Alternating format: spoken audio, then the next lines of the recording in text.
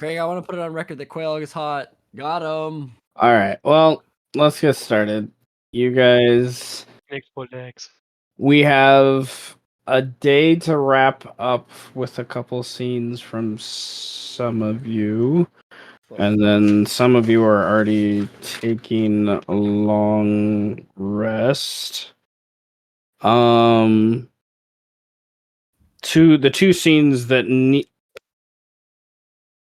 beg the most on time is Garulvd and the Platutu with maybe Ferrum joining that.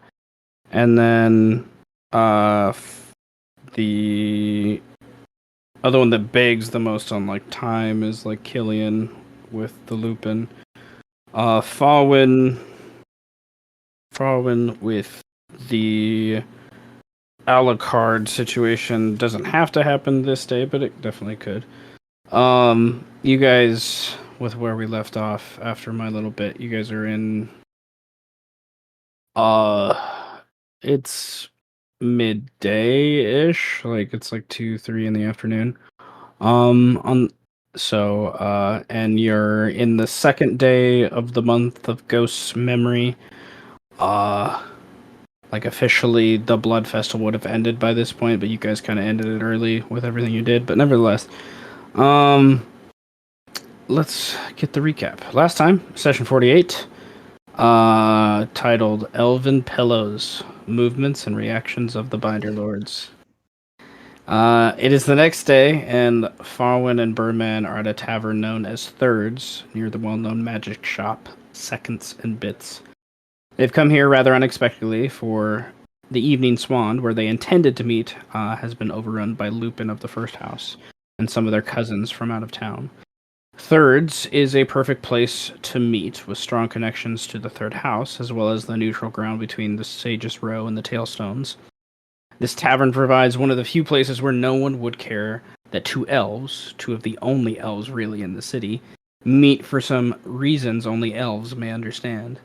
And indeed, that's what they've kind of come to discuss, the lives of elves that Birdman has kind of forgotten, never learned, as well as the fate of the city. Fauwin is also curious as to how Birdman's connections can lend aid to his goal of having foreknowledge of the movements of the 13 houses. The 13 Binderlords may be at the end of their run is kind of part of the discussion. And Fauwin believes that the elves should be prepared as the long-lived creatures that they are, more or less. It's kind of the implication I got for the future, because he brings up Thelis and stuff like that, and he wants to prepare Thelis' future. So much, and they also kind of share memories of their past, of wars and crimes, of Birdman's kind of change into a Kenku, this kind of red flash, two elven figures standing. And there's just darkness, and the figures are gone. And as they leave from this early morning meeting, about 6 a.m. by that point, Fauwin contacts Ferrum, the robotic celestial being that's been flying over the city, looking for the Platutu. And Ferrum gets information on basically some of that and some of the other movements as well.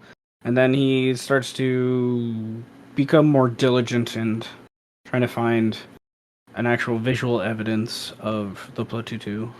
All he sees, though, is the seals of the Tarask, the second and fifth, that the second house, the Renas, the frog people, have taken. They have birthed out of giant eggs these froghemoths to kind of dominate and control what they've taken. Ferrum does debate about exterminating the traitors, as he sees it, to the city, but instead continues to search for the Platutu. Meanwhile, we find Killian at Mel's old apartment early that same morning, preparing Kane, the Binderlord of the second house, and his Renas entourage for Killian's departure today. Kindine, the drow protector of Kane, stands guard, and Killian promises he'll return, but he makes his way to his the meeting that's happening with his father's kin, from the cousins from outside the city, from far to the north, east, southeast. The 50 Pack Lords, as they're called in translated common. As he approaches, he is greeted by the lords and guard of these 50 lords, and he's also soon stopped by a group of Lupin blood hunters that have obviously been sent by his father to find him, and they kind of unexpectedly come nose to nose. And they ask him to break away to go in this alleyway, and Killian scares the shit out of them with his prowess and reputation. It precedes him, and the giant kin, this Lupin hybrid, basically just says, "Let me pass. Like, you have no reason to do this. You guys are in over your head." They agree, and you make your way to this moot of the 50 lords and kind of join in the daily festivities. Kind of, you haven't had breakfast yet. Ssech spends his day manipulating context of the 10th house. He gains distinct access to the God Butcher trade through this dwarven trader. There's this human seeker of rare goods that deals between the 4th and 11th house in magical components and adventuring gear that Pio kind of pinches from. And then there's this Muselli banker with has connections to the rodent lands far to the southeast, one of the richest countries in the Animaesus. He finds that also Letitia, the bartender of the Blackwell Tavern, is probably the best bet to manipulate Pio's strongest connections with money and trade within the city, because she kind of that's what the Blackwell Tavern has specialized in for over 150 years. It has connections that run deep within the city. Then he makes his way to the entrance of the Prime Gate, kind of trying to figure out what's going on with this headache that he has. There seems to be a focus to it. The voice that he keeps hearing, where does it originate from? And he finds at the Prime Gate, the main gate to the central keep, the head of the Tarrasque is pointed towards him, as it always is, but this time the left eye is just slit slightly open, its pupil staring right at the shadow of that Ssech has been called often. And there's this distinct, clear meaning in his mind that says, "Destroy these armored ballistae. Destroy these. Help me escape." Kind of thing. And he destroys 3 of them in a dastardly, daring process with dimension doors and crazy invisibility and disintegration spells and things like that. He destabilizes, not completely destroys, 3 of them to where they're not usable at all. Not without, presumably months of repair by this point, because these are rather unique crafts from the dwarves. He, running out of energy spell slots, he kind of stops by that point. And kind of left him there, if I remember correctly. Nevertheless, Mel takes this day to disseminate a proclamation, a speech, for her kind of ascension as the Binderlord of the 12th house. Promises service, understands that they feel trapped, that there are those that are sick and dying, these lost souls. You're hungry, you're thirsty, you're poor, and I'm here to help you, to save you. Join with me, protect the city, have a home and family together, loyally serve us, protect the life of me, and I'll protect the life of you. General kind of tone, and basically an underlying tone of maybe an undead overlord, but hey, it's okay. She garners great loyalty and acceptance from the people nonetheless, because they've already been invigorated. And this was after, I think, Brandon left last week too. Yeah, but she sent me the speech. I did read it, and spoiler, there is a response. Oh. So Yes. Shit. We'll get to spoiler, that. there We'll is get a to that. response in the works. I'm working on it right now, actually, as we're talking. I love it. It's halfway written. The response to Mel is done, but the It's message L is plus not ratio plus no mortality. Yeah, it might be. I'm I think it's pretty much just done. Like I'm reading it, and it's pretty much just done. There's Okay, just pretty we'll much get to nothing that. else I I'm have to almost say. done with my recap. We'll get to that here. Nevertheless, I wanted to say because of the letters that came out from Gillisbrand, the people have already garnered thoughts of change, and she's just kind of helped lighting the fire for some people that maybe were on the edge of that decision. That's most of her day. And we can easily declare with Jenny being absent today that that's probably what she's continuing to do is sell that kind of point of view. And I think finally last session though, we got to Garulvd, who takes himself to the Lord of the Fifth House, Anton, a well-known gnomish artificer, and the gnome asks the dwarf warrior to bring Kine of the second house to him, to let him take the word from the second house and to take his seal back and distract the other houses kind of on a trail away from them with the Platutu, basically. Yet, in order to do this, Anton will need great sums and even more pertinent rewards for Garulvd. But he gives him, to help with the capture of the Platutu, magical iron bands of iron. I said iron twice. To trap the Platutu at his meeting kind of later tonight. He set up a meeting with utilizing his connections with the 13th house and Rexani, the halfling Binderlord of the 13. And when he arrives, he goes to the bar, connects with Rexani, gets a tankard of ale. After being pointed to where the Renas are in the corner, he brings the tankard over and pretty much intimidates them into submission. But out of due measure and just veracity, I guess he decides to throw the iron bands on Platutu, the Platutu.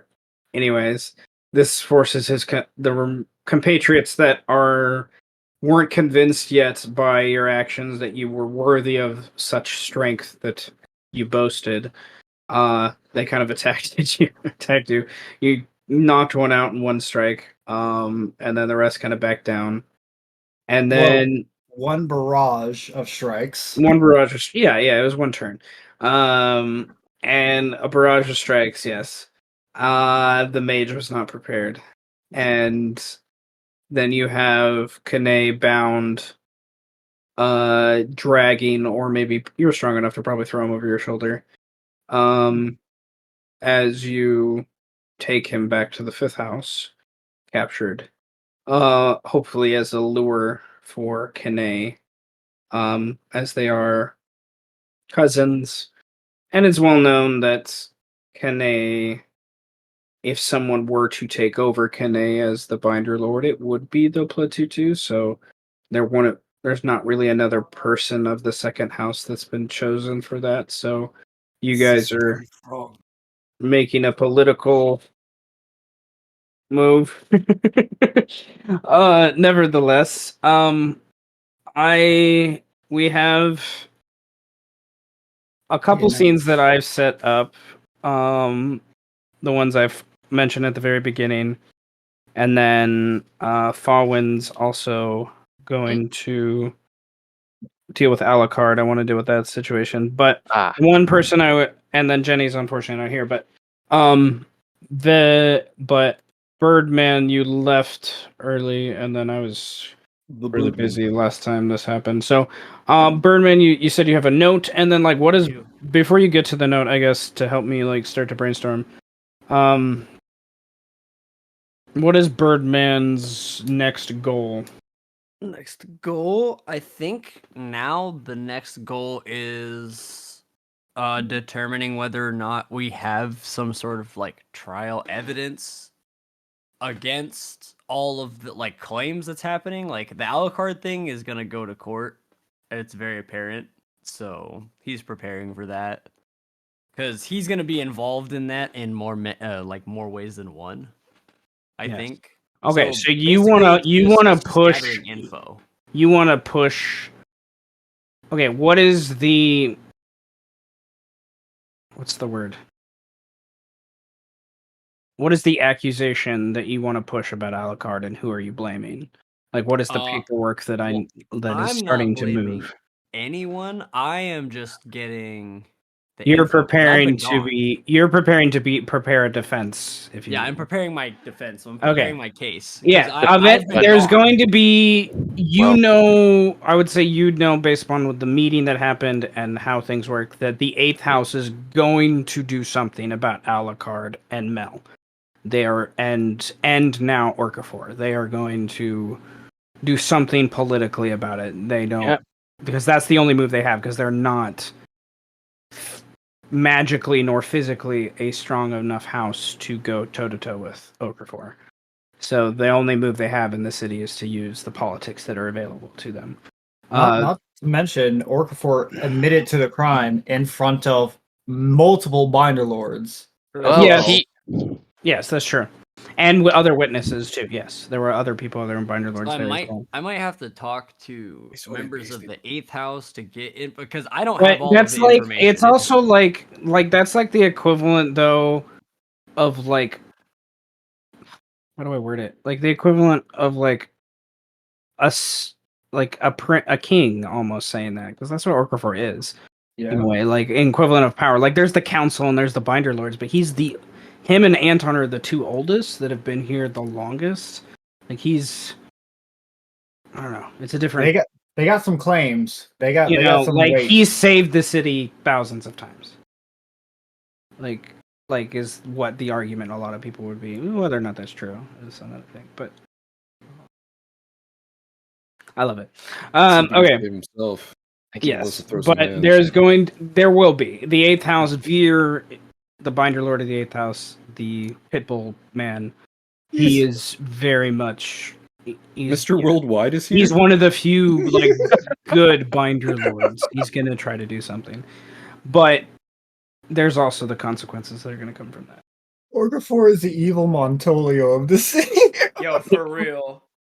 I don't know what it is with gnomes. That's okay. I like evil gnomes. Nevertheless, so Birdman is situated with the trial. Okay. What do you want to what do you want to share during, I guess, this day for the response to Mel's propaganda is the word? Well, okay, yeah. She gave us her speech about how she was the new Binder Lord or whatever. So Jay Galsbin will respond. It probably won't be today, but it'll be a couple days in the making or whatever. Part 3 introductions would be the next one, and it would say, "To the people that inhabit this city of salt, I invite you to have a seat at the table whereby we cut meat betwixt back alley henchmen and scholarly gentlefolk. Let this intrepid author be the first to pass congratulations to the newest mystery member of the city's band of very unmerry misfits. Let us all welcome this Melida Apathanta, that, in the implied absence, or rather expected toppling of the previous 12th house, the former has shown its ghastly visage. Here's to you, O bringer of salvation, so you say." Though a scoff could not serve the justice of a brash poet's words, held back, I will bite. And so, as celebration for victory well managed, parentheses, however meager, my tongue will be held for now, in hopes that the goblets and golden plates of your cast and crew are never as empty as your promises. And to the people who may find themselves in times of weakness and turmoil, do not allow the door to hit you on the way out. But I digress. In doing so, let me once again candidly address the remainder of your ensemble. Your recent liquidation, dare I say reintegration, of the previously aforementioned 12th house has proven ill-gotten, allowing yourselves to once again know the texture and taste of another egg upon your faces. As I have previously stated, you have all to thank for your new ally, but be wary that word travels fast in taverns that provide shelters from dark alleyways. And as you may or may not know, the words are mightier than a blade. Jake Osmond. The fucking pen game is real. That's it. I'm just like reading this before my meeting with with Well, IBM. this comes out in a few days, so Yeah. I imagine in a few days Fauwin would be reading this in his room. A bit of chuckles and a bit of. I love He it. drops the clever congratulations and then says, "Oh, all the rest of you, y'all in trouble, How- but you get a pass we today." can say by the end of this day, maybe that's starting to circulate around a little bit. Mm-hmm. How are you? Are you just disseminating it through letters? Yeah, probably. Yeah. Okay. So we got that little boy that he pays in a back alley. I was gonna say I Next session. I don't know how often Killian walks around with me, but he probably sees me like giving homeless people like the little wooden coins and money and people trading them in for shit, and he sees a lot of like me, being nice to people on the street. Yeah. So I'm like paying homeless people like, okay, here's a gold, and also here's this, take this to X Weird. person. This is definitely out of character for this guy. Yeah, it's really weird. I'm getting more suspicious. And then I kick them. I kick them afterwards. But I give them Yeah, money. it's more like- Yeah, you're going As a to pay goal. homeless people to fight them. Like they get the gold, they're like, "Oh, thank you, sir," but like after like 5 seconds, if they're still like gaping, You get a kick them. boot to the It's like head. the guy in Baldur's Yeah, Gate 3. I'm literally it's I paid give to them get beat I give up. them like a coin, like a gold coin, a Birdman coin, and then I like whisper in their ear. I'm like, deliver this letter to blah blah blah blah blah blah blah blah. And it's like, thank you, sir. Thank you for the money. Shut up, you idiot! And then I just like kick him. I can't deliver this. I'm blind. Why did you give this to me? I just picture this is horrible, but I just picture you giving like a coin to like a little kid and then like slapping him. Don't say thank you. Like, Yeah. and then I'm walking nothing. away. How dare you It's all say you thank you to have. me? Like before he says anything, just slap him. Like no. Like, throw a bunch of pennies at him. There is no kindness. Hey, don't mess with me, bro. I still have that bag of 1900 Yeah. copper, bro. I'm not fucking around. All right, Brandon, get 2 inspiration points. One for the Let's letter go. and one for like Violence. You like pack a bunch of pennies into a kindness. blunderbuss. I do. I'm waiting to kill a man with a bag of 1900 copper. It's been in my inventory since like episode 5 when we found it. I've literally been carrying it around ready to beat someone's ass with it. I have not found the opportunity yet. It will happen. It will happen. I See if I have the literally opportunity to watched- walk around with you. I literally watched before the episode that skit, a boot to the head, and that's Birdman. The boot to that. Um. Oh. Okay. You thought I was gonna be nice to people in these streets? Hell no. I'm a crackhead, boy. I'm crazy. Well, I Oh, do fuck. think He's a mean then the next scene that would make sense to jump to would be going to the Elven Swans. Sorry, I had a burp. Grand Ballroom, Oh boy. Oh. where Killian has made his way back to this room. Like, this isn't where you've been hanging out, and you're just kind of like, this place is huge. Takes up a few blocks, and you've kind of stayed in the wings in the background during most of the festivities, slowly making your way back to this the main ballroom where Highbeard is kind of taken position. He's distinctly separated himself almost as a pedestal would, kind of separates something treasured from the room, like his position from the remaining Lupin and his Lupin that are part of the city. There's not an integration. like a lot of what you've seen on your walk to this kind of backwards point. It's also more serious because these are men of the city, Lupin, I should say, of the city. They're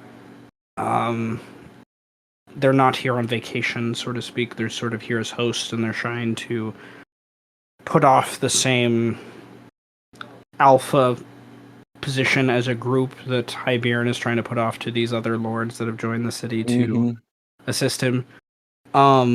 So the tone as you come into this place is it was very raucous and fun, and now it's just they're here because they have to show force, and it's not. But there are a few commoners, and I think I forgot to drop Killian down below. There's a few commoners, and oh no, I already did. Down in the corner. Oh boy, there's a map. There's a few commoners, and what's where the am I? word? Dang, it's What's big the now. word? What am I word? Concubines. From the 13th house. You're in the bottom right. Oh, I see. And Building. so this is the main structure. You've already behind you is already a tavern and a few other smaller towers and buildings that make up the whole hotel structure. And then you've walked through this giant quad over to where Hyberon has his folk, basically.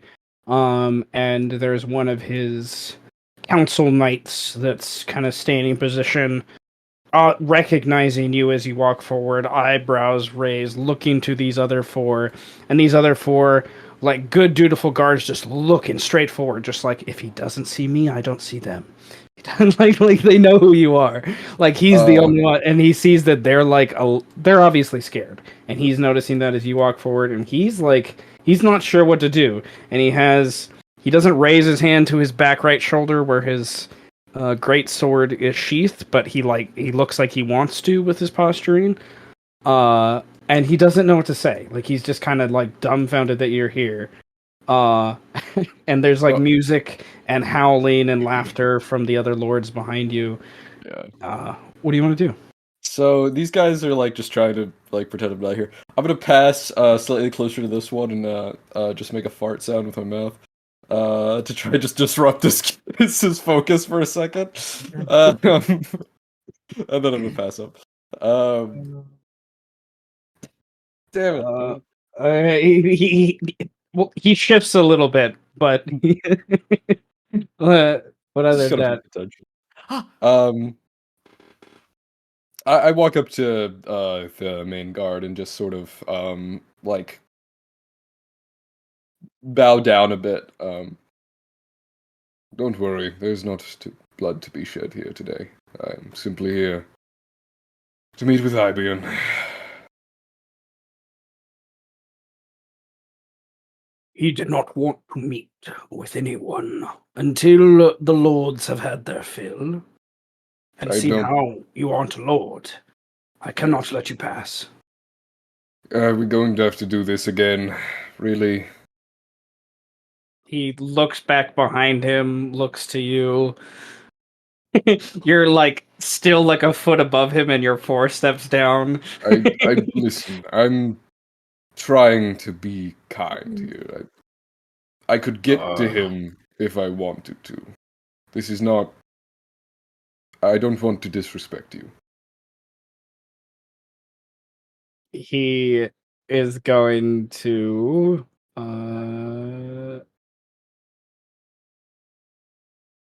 Why don't you roll me an intimidation check or persuasion if you want, versus that 13 I just rolled. You know what? I'm gonna do persuasion. I don't want to be rude to this guy.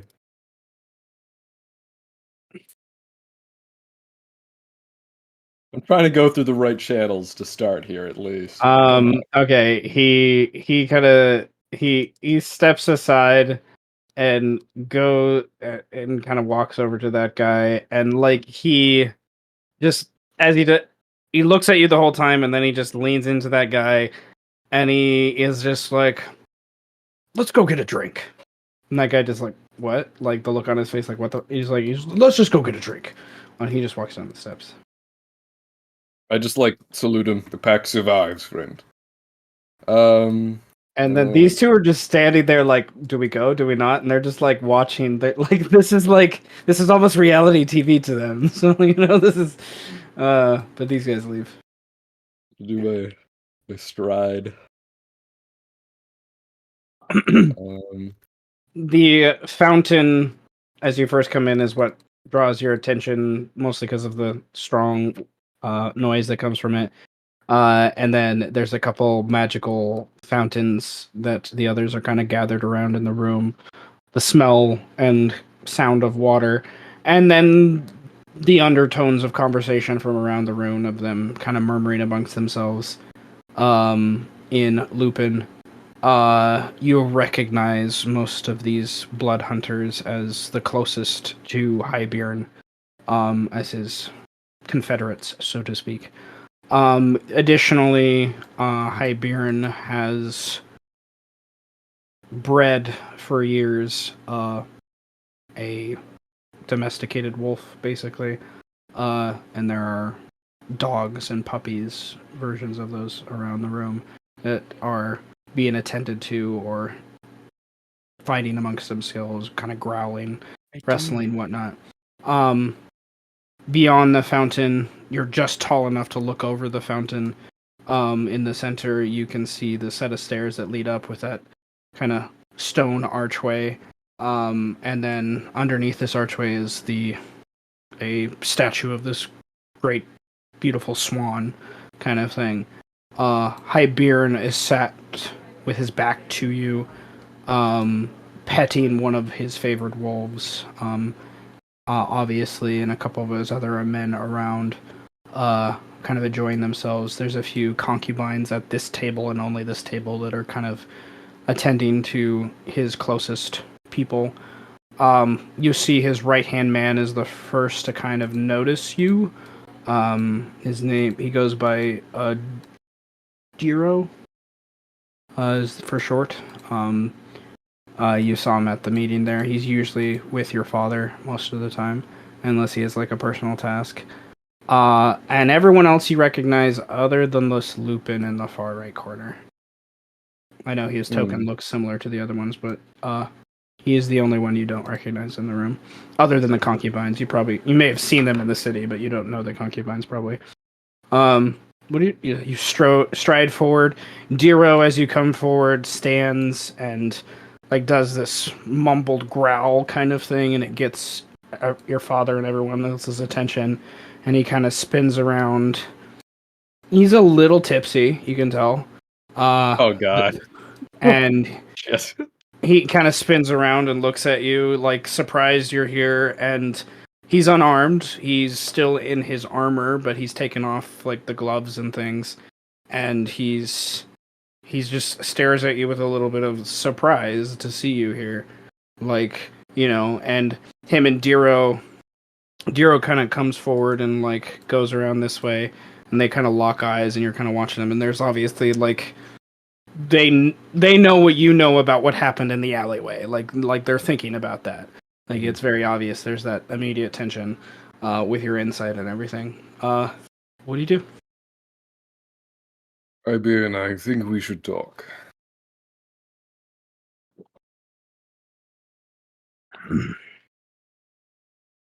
Well, I didn't expect this. A talk. Do you think I'd come straight for your head? You're still my father. I didn't know what to expect. Your mother's blood is more fiery than mine. As I well know. But at least allow me to explain some of my actions first. I'm not here to cause more trouble. I hope not to cause trouble, at least. Is this a conversation you need for quiet? Or can my other men hear your words? If they are trusted by you, I don't see why they wouldn't be able to hear them. Come have some swine. He kind of walks around to the other side of the table. And allows you to like take where he was sitting. Sit where he was sitting. I pet his little dogs. Yeah, they come over. Like, there's a little bit of apprehension, but when they see he's calmed down, they like come over and like, oh, hey, Yeah. give a little I, pets. I smell like Taras jerky, so they're just like, oh, this guy's cool.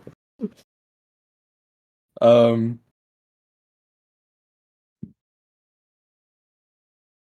meeting. Of course. Allow me to explain the actions there first. I believe for what is coming, I required some separation from the first house and some ability to discern the identity of Jay Gilsband. Openly denouncing the Binderlords and making public threats to you seemed a very quick way to do that. If any violence were to be directed towards me, I wish it to be done unto me alone, not to the first house. We appreciate this. He gestures to everyone. You like, and when he gestures to everyone, there's a brief look at this guy over here, and then. But what of the second? Knay has become his own weak link in the system. What he did to the fifth house will not be stood for, I think, for long.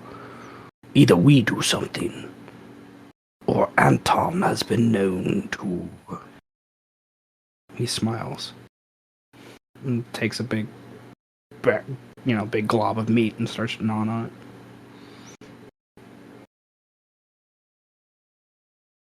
Father, that was a very, very poor move.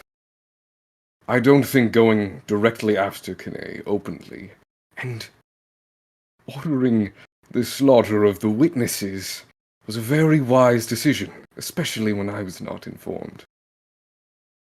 Do you not think I would act upon these howls?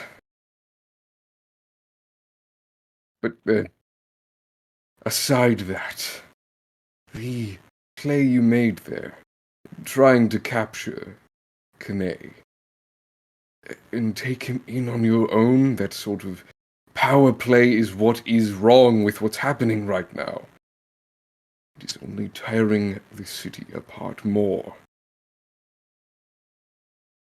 City needs a new structure to it. That is why I called the 50 Lords. They have seen it. They have asked for it since my father's father. It is time to act on it now, before some undead wench takes it from all of us. I will not allow undeath to take this city that has made the Lupin what we are. The great howls, the 50 Lords, they know without this meat, their children will starve the winter. All the more reason to make the right change. There is instability in what you are doing. In the play for Knay, you know that who was really responsible for the attack on the fifth house. Knay may be a flawed leader, but he can be worked with. He is not one that we should resort to violence immediately. I cannot get fully involved in Anton's dealings. He kind of shrugs and takes another bite of meat.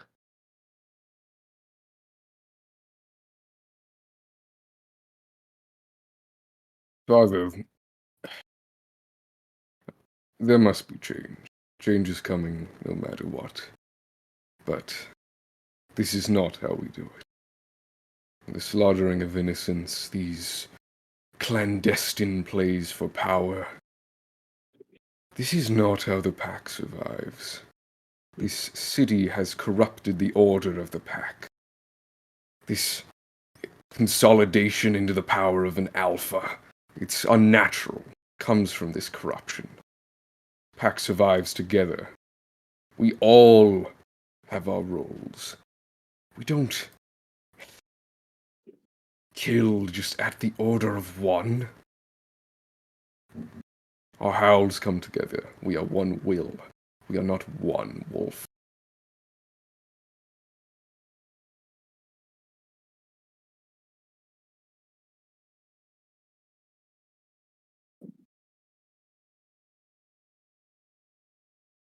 He is just chewing his food for a moment. And then he kind of stands and his somewhat abruptly, but kind of slowly. And like the three guards around you, like aren't sure if they should do something. And he takes a napkin and kind of brushes off his furred hands and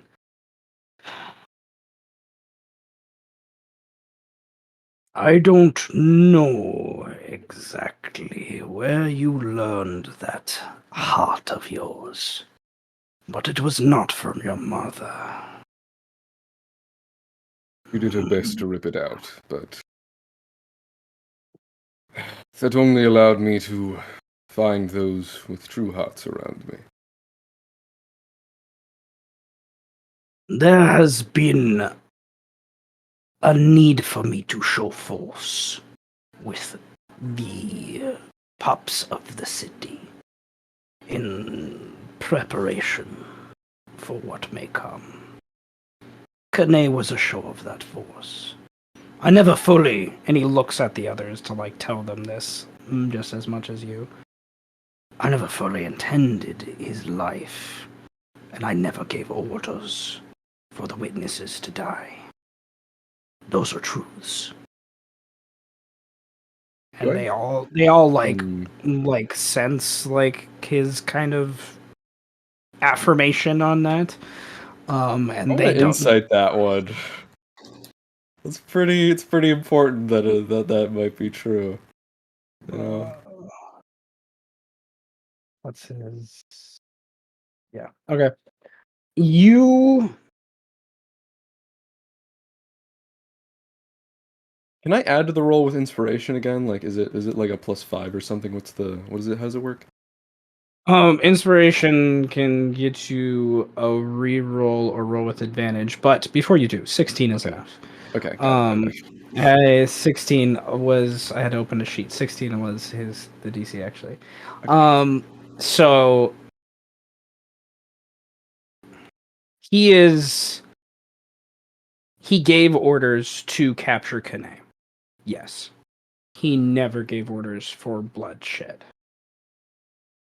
He is hinting to the packs of the city have garnered a bloodlust that he has had to control with force more than anything else. And it's been something that has been a trial to him, is the general gist you get from it. He is not evil, and he wouldn't make evil choices of like killing witnesses and killing innocent people. He loves the city, and he wants to protect the citizens as best as he can. He just has to shed blood. He knows he has to sometimes in order to prove.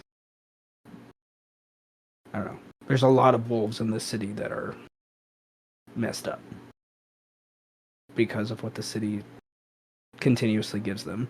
And even some of the ones in this room, like you get the impression he's talking about some of them. Like there's people that he doesn't trust, even in this room, to that aspect.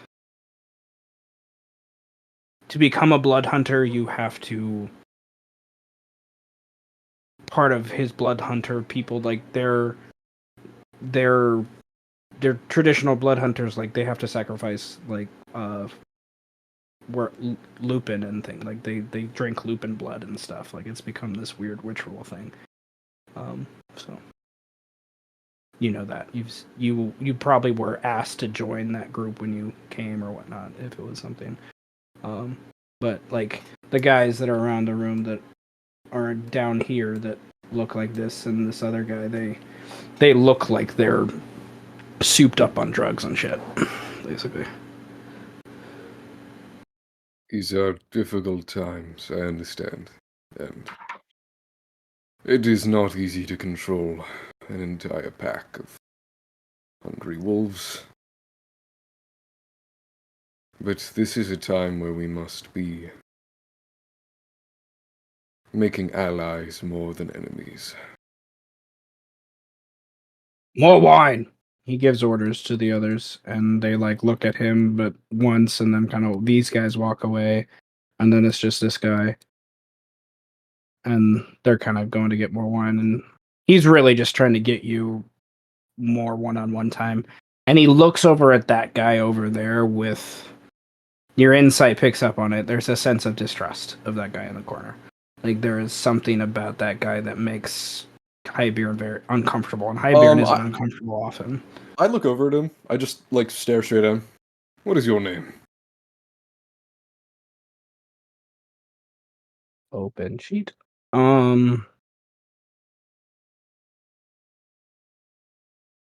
Chorus of the first house.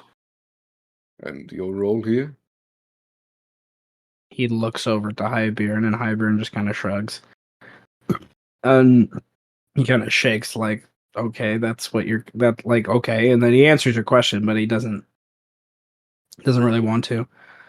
I am from the Committee of the 50 Lords, oversight and whatnot, making sure everything's brought together the way it should be. His promises upheld. Motions over to the other. To Highbeard. Well, then that is good. For the pack should be together. He kind of nods, but you're not sure how solemn or serious his nod is. Like, compared to Highbeard, there's a sense of he doesn't believe that as much. He just says it, kind of thing. I would like you to roll an insight check, because that's odd to you, based upon what he claimed of who he is. I'm using my inspo on that one. Okay, natural 20. Okay. Yeah, because he rolled high. He rolled an 18. You notice something of what he's wearing. And on his left arm, there's a construction, an apparatus kind of thing that like has this gear that helps him bend with his arm at the same time, and then it like wraps around his forearm, almost like a weird bandolier sort of thing with these like different spikes on it. And then as he moves and shifts, you hear gears and whatnot. The construction is something that you've only seen in parts of the fifth house. You noticed Highbeard was uncomfortable about Anton and pushing him. You wonder if this guy's actually an agent of Anton who's making sure Highbeard follows through with Anton's kind of goals or whatnot that he's going to go after. Which, best as you can understand, Anton wants the second house, so he's using Highbeard to get the second house, is what you're thinking. I just sort of squint at him, and then does Highbeard know Thieves' Cant? No. Okay, I was just throwing that out there. You know he speaks Canaan, the language of all Lupin. Does he speak Giant?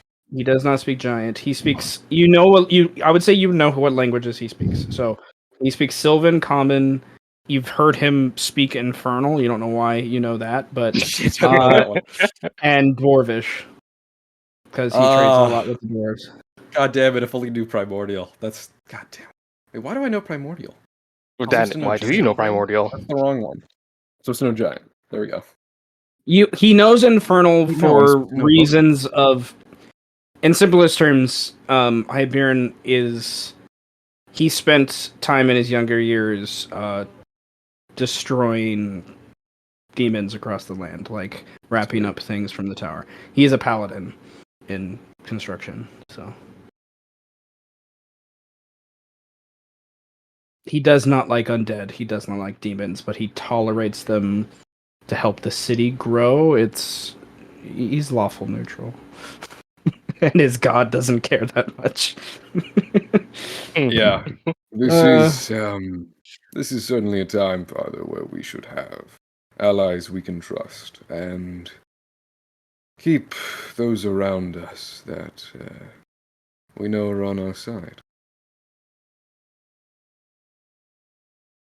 And I sort of just stare at him, trying to convey my intent of like, I know what's up with this guy, and I can just take care of him.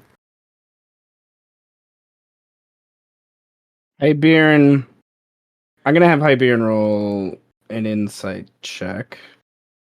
I'm gonna spend an inspiration point, and I'll give it to Francis Oh, thank you very to much, give him kind sir. advantage on the insight check.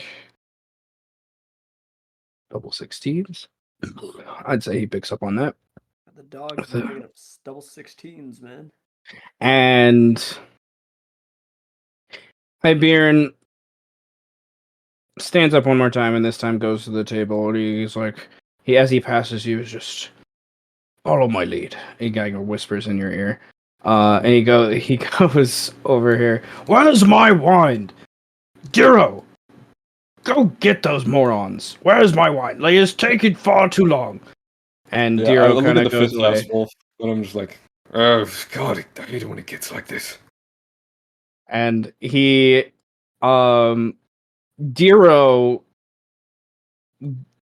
picks up on something like here. He's not sure what it is, and you see Diro starting to, hey, the king's, High Baron, the high king. He's giving everyone,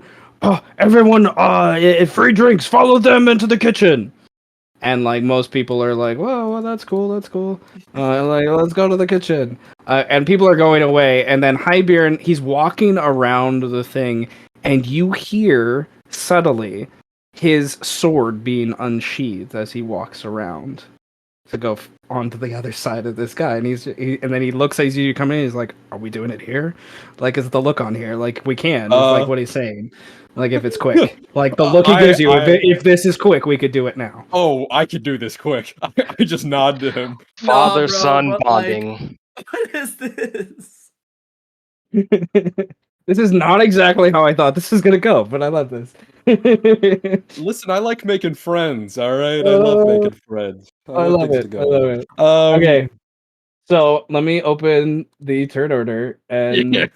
I would like you to roll initiative. Finally. And I'm going to say the guy you're rolling against. I'm going to roll initiative, but he gets surprised this turn. From this. How tall is this, by the way? Just checking. Is this I the was evening thinking. swan still? Like it's like 20 feet, so your head's like almost there, I was gonna Yeah. right? say, Because you're like when you go giant, you said you were like 18, right? No, I'm bigger than that. I'm huge. I get size huge, so I'm like 20. I'm the size of essentially like a shorter cloud giant. So like 25, maybe 24, 25 feet. 24, 25. Okay. Well, I can stoop. I'm you'll good. stoop. You'll stoop a little bit, but yes, Yeah. yes. Okay, I love it. All right. So I'm rolling her just so she maybe She get out of here. can Yeah. get out of the way. It's We're fine. at, It's fine. I can take care of it. and I'm going to roll one for the wolves. So they follow. See what they may follow the captain's lead. All right, Killian, you kind of gave each other the look. You went then back to the left. He's going back around right of the statue of the swan. What do you do? This guy is like flirting with the concubine. Has no idea what's going on. I think I should take advantage of the situation. Is what I'm gonna do. Which means I'm going to with the fact that I have 60 movement, I'm just gonna fucking blitz essentially. Like just jump across this area and immediate. I'm gonna immediately rage, getting huge, and like in one single motion, I'm gonna grab him.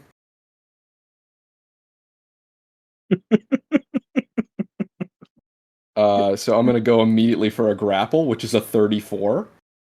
All right. Oh my god. I'm gonna give him half cover from the table, which will give him a +2 on this check. From that, I'm gonna have him roll first, and then I'm gonna have the lady roll versus half of that to see if to see if they get out of the way of the table, like, and your legs like knocking everything over. All right, so 33. The only way I'm he can hit raging, a so it's 34. 33. The only way I can hit a 34 is if I spend some inspiration. Yeah.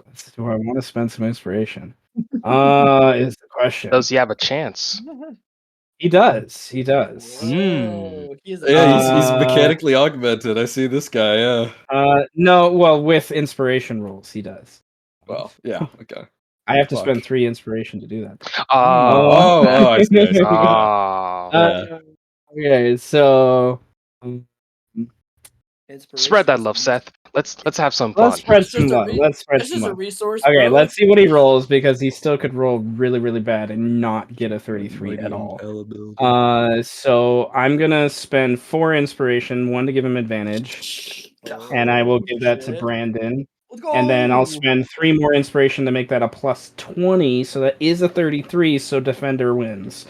I got a 34 though because I have advantage. 34. Yeah, the Okay, +2. +2, so 35. So he just barely like climbs out of the way. So inspiration now goes to Greed, Lust, and then 1 more to Nova. All right. From that 3, and then wait, no, he's surprised. Never mind. I'm sorry. Surprised. Thank you. I'm sorry. He's grappled. Yeah, I didn't even waste the inspiration. You guys get inspiration anyways because Let's you're go. cool. We get inspiration because you're sick. I just I messed up. basically I immediately shove my hand downwards, grab him in my hand, and I'm gonna basically try and just pivot and throw him onto the ground right here. So like I'm just slamming him onto the ground right next to Highbeard so that Highbeard could just get right in on that afterwards. And that is my first attack. So after just sort of slamming him down, I'm gonna just unload a slash with my sword to just like knock him off of his like game here completely. Okay. Go So for it. that's 18 to hit because I'm gonna reckless and great weapon master. Oh my god. 18 will just hit. Yes. This is gonna be a rough amount of damage, I believe. Yeah. I'm gonna activate Cloud Strike as well. So this I is know you gonna said be Cloud really Strike. this is I gonna be heard Cloud really Strife. disorienting to him because Cloud Strike. I'm gonna activate. That's how much damage I do. First of all, Is that already plus the 10? God, that is almost fucking maximum. That's crazy. That is +10. Rage, God. Snake, Elemental, And Cloud Strike. After I hit him, I immediately become what is it? I become. Oh, I need to make a. He needs to make a Wisdom save. Wisdom save. I believe it is. It's the DC. I gotta check the DC. Wisdom save. Okay. 8 plus my strength or con for the thing, so it's 19 save DC. So he fails. I'm invisible to him immediately. I disappear from his sight. He cannot see me until the start of my next turn, or until I make an attack. So I become huge, slam him into the ground, slash him, then he cannot see me anymore. Aren't you grappling? He just feels me holding him down. That's Yes. crazy. This is like big friendly giant stuff going on. Yeah. I love it. Everyone else can see me. It's just okay. him. Big friendly giant. While you did that, the table flipped over and knocked this lady and this wolf unconscious. Oh, that's while he love it's cool. Get fucked. So that happens. I feel bad immediately. Ibern just takes advantage of the situation for this round and him still being knocked on the ground. Ibern will draw his great sword. It gleams with radiant light once it exits the sheath, and he will. He gets 2 attacks. Yes, 2 attacks. He has advantage because the thing is, guy's prone. Oh. Wow. Damn. Well, that sucks, Iberian, because 15 He's misses. just trying not to stab my fingers. I He's appreciate trying it. to It's snap cool. your fingers, and so he just Yeah. this guy gets. He has a small shield wrapped around where that apparatus is a little bit too, that he's using to kind of try to protect himself as best he can. I mean, this is pretty. This is pretty chaotic scenario. I'm not Yeah. holding it against him here. That guy, he's still surprised. So the wolves, start to run the ones closer to the fucking giant end table, like being thrown over, kind of run over, and then there's growling and stuff happening. Okay, the surprise is now over. The people in the atrium are now in Canaan yelling out giant, like basically, like, and the equivalent of what the fuck is going on. Can I let out a friendly howl? Like what? Just be like, I don't You know. can try to, as a free action, you could howl out as you do what you do if you want. Yeah, that's fine. Yeah. What's the intent of what you're saying, basically? Basically, like Ignore the man behind the curtain. It's just like a battle cry almost of like for the pack. Like this is like for the first house. Or the horde. Skulls for the skull throne. Blood for the blood god. Milk for the cornflakes. Votes for Thrones go. Butter for the popped corn. We'll see who's really loyal. So this guy, here's where another ability comes in here. Let's try and use. Let's just try everything out. I'm gonna use Mighty Impel. So the highest of this, so this ceiling's 20 feet up, right? Yes. So what I'm gonna do is, what is the ceiling made out of? Stone. Yeah. Okay, I'm gonna throw him into the ceiling, with Mighty Impel. Okay. Mighty Impel is. Yeah, I know. basically, I know this ability well. He's well familiar with Oh it. god, it's so good. There's a giant, a Goliath, giant in my side. I'm underhanded tossing him up into the ceiling and letting him fall. It is a I'm gonna DC combo him. 19 strength save for him not to be thrown up. I'm essentially gonna try to air juggle him. Where's the sheet? There's a sheet. All right. I will spend an inspiration and give it to Francis to give myself very much. advantage. 21. 21. All right. Oh. He somehow He like grab onto my hand so I don't like throw. on your hand and like maybe like latches on with another hand over to the like statue or something. Like, oh no. You will corrupt the pack no longer. And I'm gonna just go fucking crazy on him again. All right. Damn it. Okay. Again, reckless. That's 31. So that would be minus 5. Yeah, it'd be a 20. Yeah. Fucking whatever. 26. Yeah. 26 hits. Ah. Ah. I love Great Weapon Master, man. I can't. You guys understand why I make threats now. Yes. Back them up.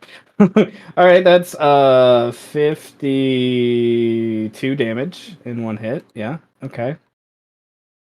He is still standing because this guy is beefy, but he is.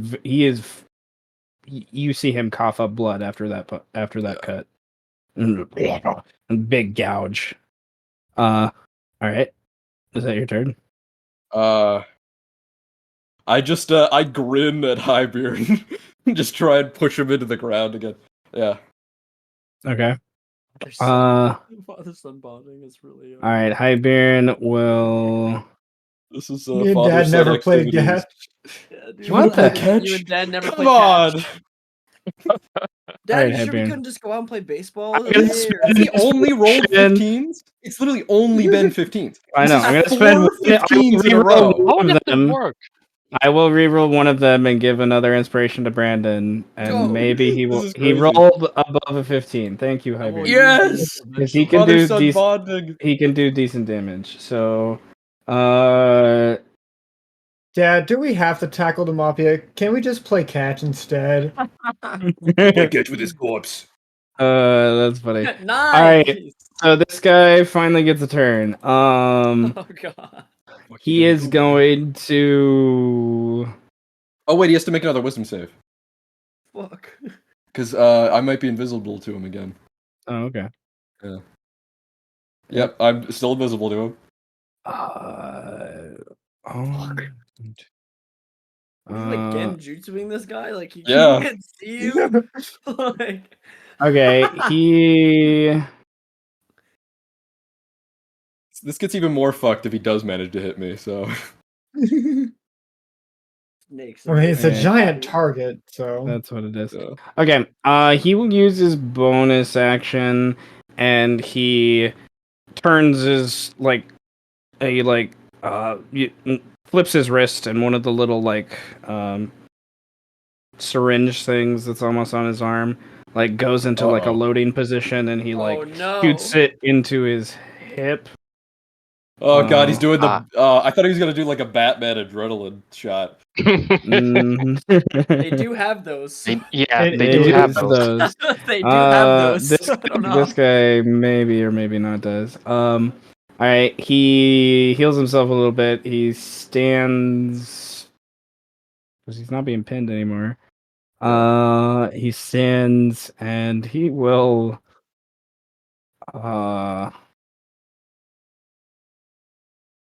The fuck is going on? Exactly. I was just 20'5" All right, tall, you motherfucker. just went reckless, so you're invisible. Oh, regular hit. Regular It's a roll. regular roll. So yeah, the fucking giant. He knows there's something. He can't see you. He's like, you're fucking huge. Of course, it's you're nature. giant bitch. 1, 2, 3. I think the 22 will hit for yeah, 22 will hit me. minimum damage. Okay, so you take Nice. 2. He's Okay. wildly swinging. Do I looking even like an want to idiot. use... I have a reaction I could do to this. Well, everyone else can see Oh, Killian, just not him. I know. That's why he looks like an idiot. He's just swinging a sword around. Nah, I don't... That's not even worth it to use that ability on right now. I'll Okay. save that one for later.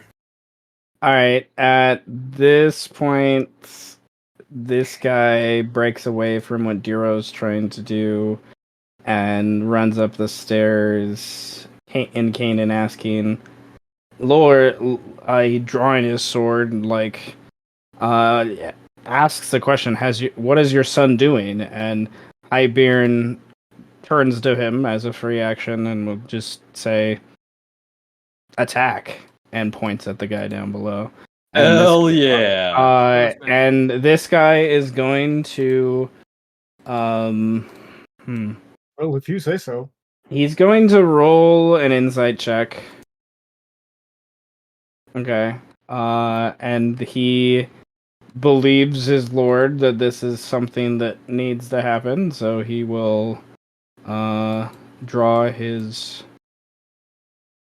Did I close Can your I sheet? can I say incapacitate, do not kill?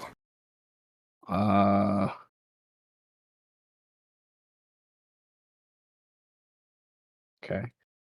It's better. We He's have him for information and shit, you know. Also, like, if there's anything that's like, if this guy dies, send something out. It's like, no, we don't want to set that off. Yeah, beat him up. Yeah. Kick his Yeah. ass. Yeah. Come on. kick his ass. This guy dashes, hearing the same thing, but just looking confused. Just can't really do anything else. The wolves kind of bark and growl and run around. Wolves technically don't bark, but very much. And this guy dashes, and Dero like clotheslines him and just as a reaction, and just looks at him like don't move. And then Killian, we get back to you.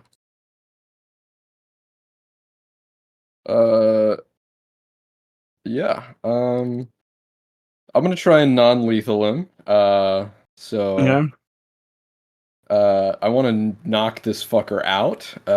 You know, it's good to have. It's good to get to keep prisoners. You know. And I'm just gonna, yeah. Let's just do a classic. What Sort of is your classic. passive medicine? My passive medicine is, I would say, 11. 11. Okay. Go for it. So that's gonna be, I don't know.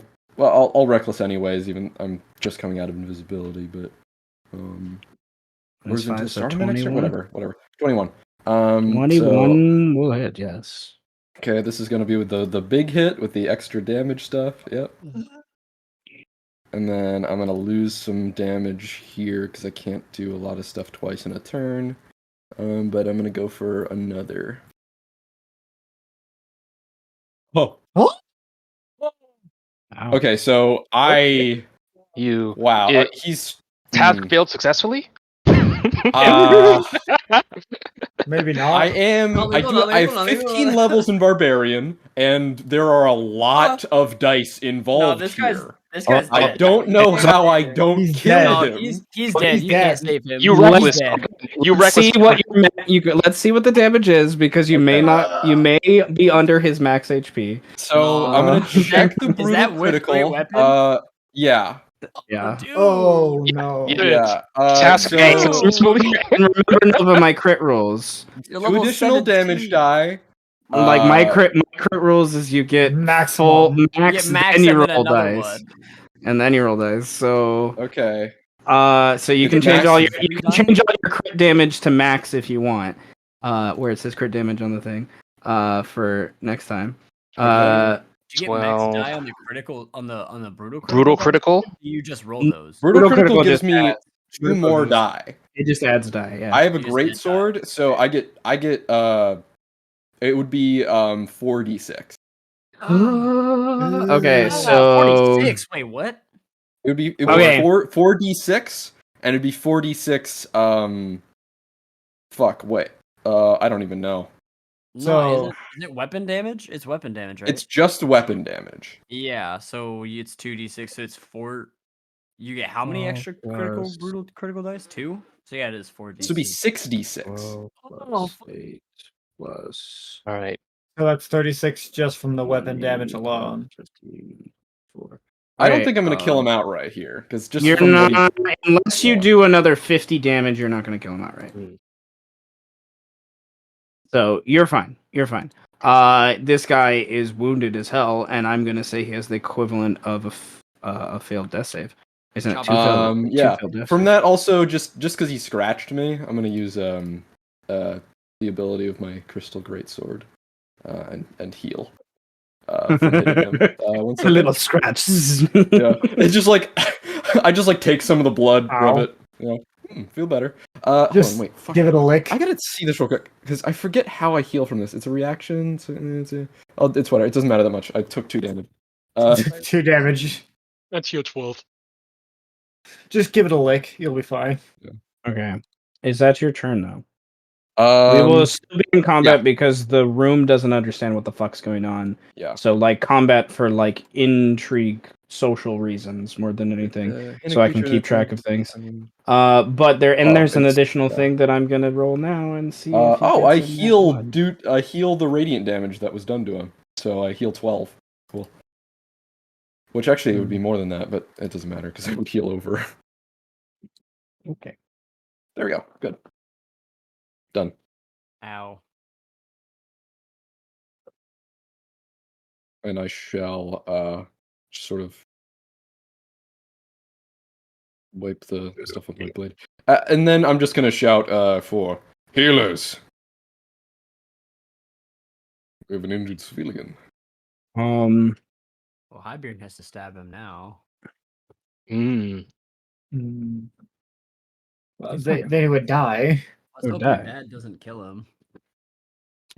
Prisoner is worth more. Highbeard takes a knee and uses his action to stabilize the guy and make sure he is I'm at having least some breathing. real father-son bonding right now. I'm real proud.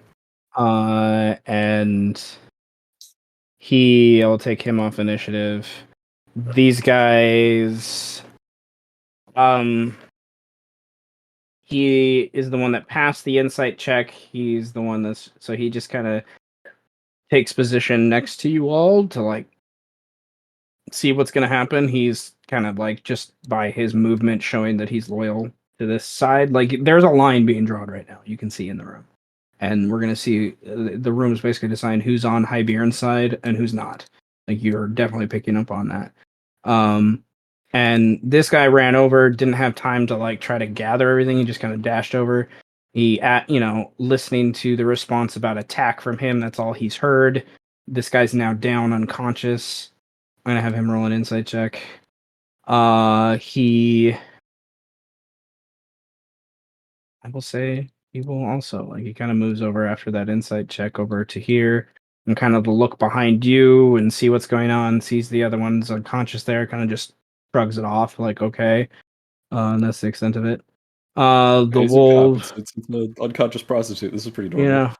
the wolves start to like come back up, and the ones that were like Highbeard's like closest ones start to, come over to join him, sort of situation. Comes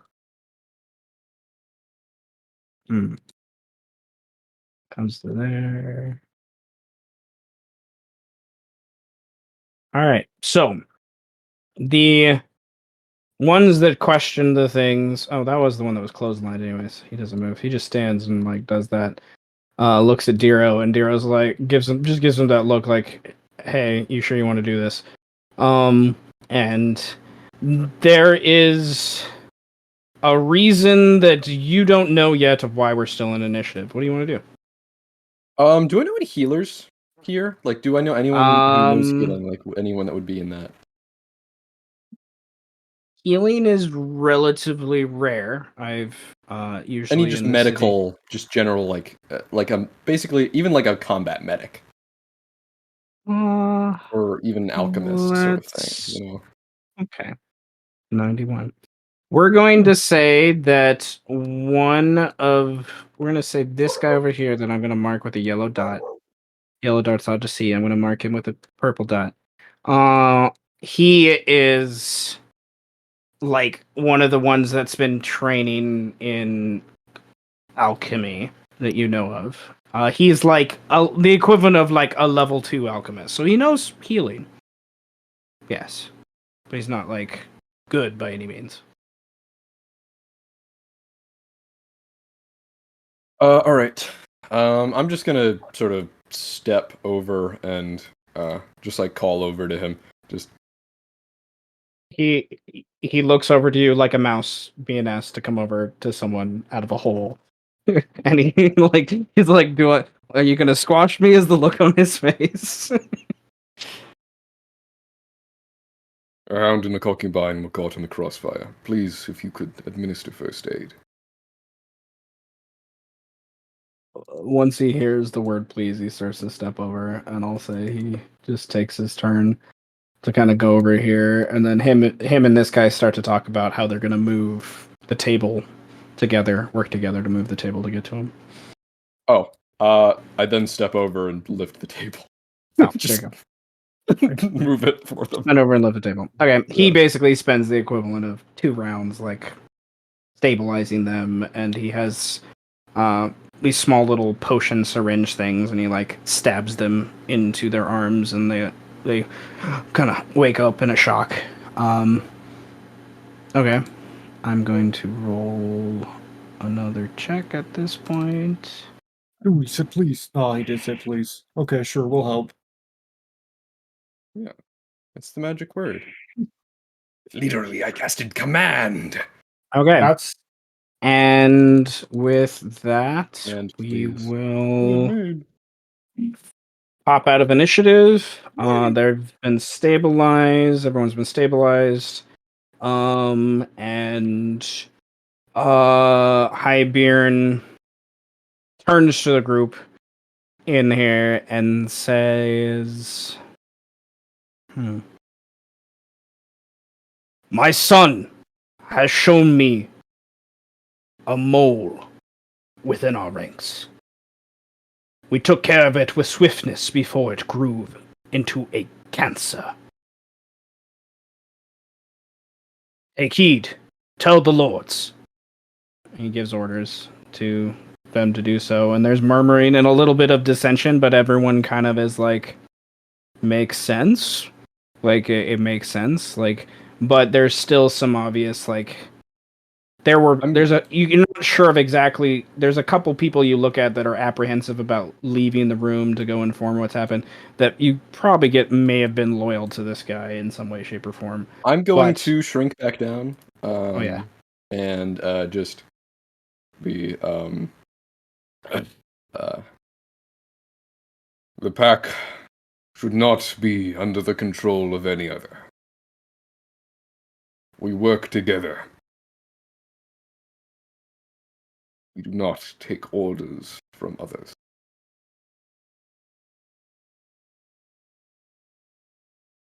we're family. Family. I get in my car.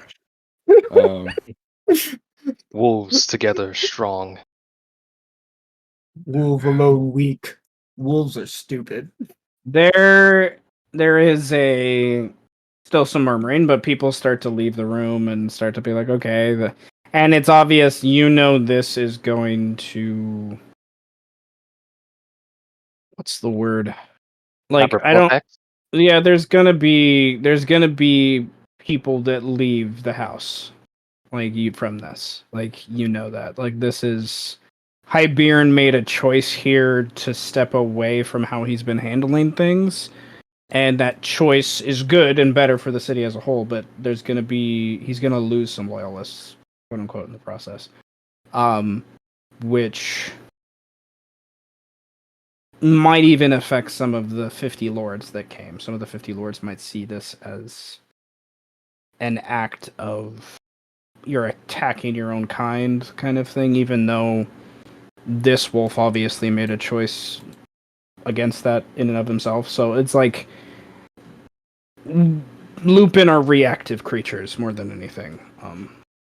A lot of them are. So, and they already can kind of feel the tension as people leave the room. But Highbeard turns around and he, the radiant light on his blade is already singed off the blood, and he sheaths it, and the light disperses, and he looks down at the creature and with a look of contempt, and then looks over you with a curiosity, and like this.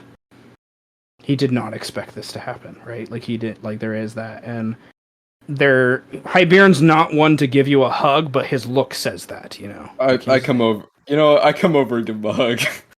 Like, and it's awkward. Like, his arms are, like, wide, and he's like, oh, do I hug back? Do I not? He eventually kind of does. And the few people in the room are shocked. The only one that's smiling is Diro. Diro just has this big grin on his face, just like, this is good. This is good. I like this. We both took a chance in trusting each other, but this has both caused some danger and opportunity for new strength. I believe those who will stay with us will be more loyal than they have been, and I think I can create new bonds for this house. Though there has been strain between us, I think I may be able to find loyalty from Kine. He trusts me, and I believe if we can get him to sit down with us. He would trust you too. Don't know if I can trust a frog. All you need But- to trust is that he wants to survive, and that it would be in his best interest to trust us. Then bring him here. The wrath of Anton will be after us both. And although his house does not have our numbers, his ways about the city are things I have often... He looks at the wolf that's unconscious, and the gear is still kind of jeering. It is a magic I do not understand. I have friends that know much more about these things, allies in many places. And if he wishes to act upon us with strange subtlety and magics, he will find we do not play his games. Facts shall survive together. I thank you for trusting me. I thank you, son, for making the choice to talk. I was not that sound. Well, everything looks like it's falling apart, so I don't blame you that much. He smiles for like the first genuine smile of like happiness at like a joke tonight. Like the rest of it was like forced or he's playing a game.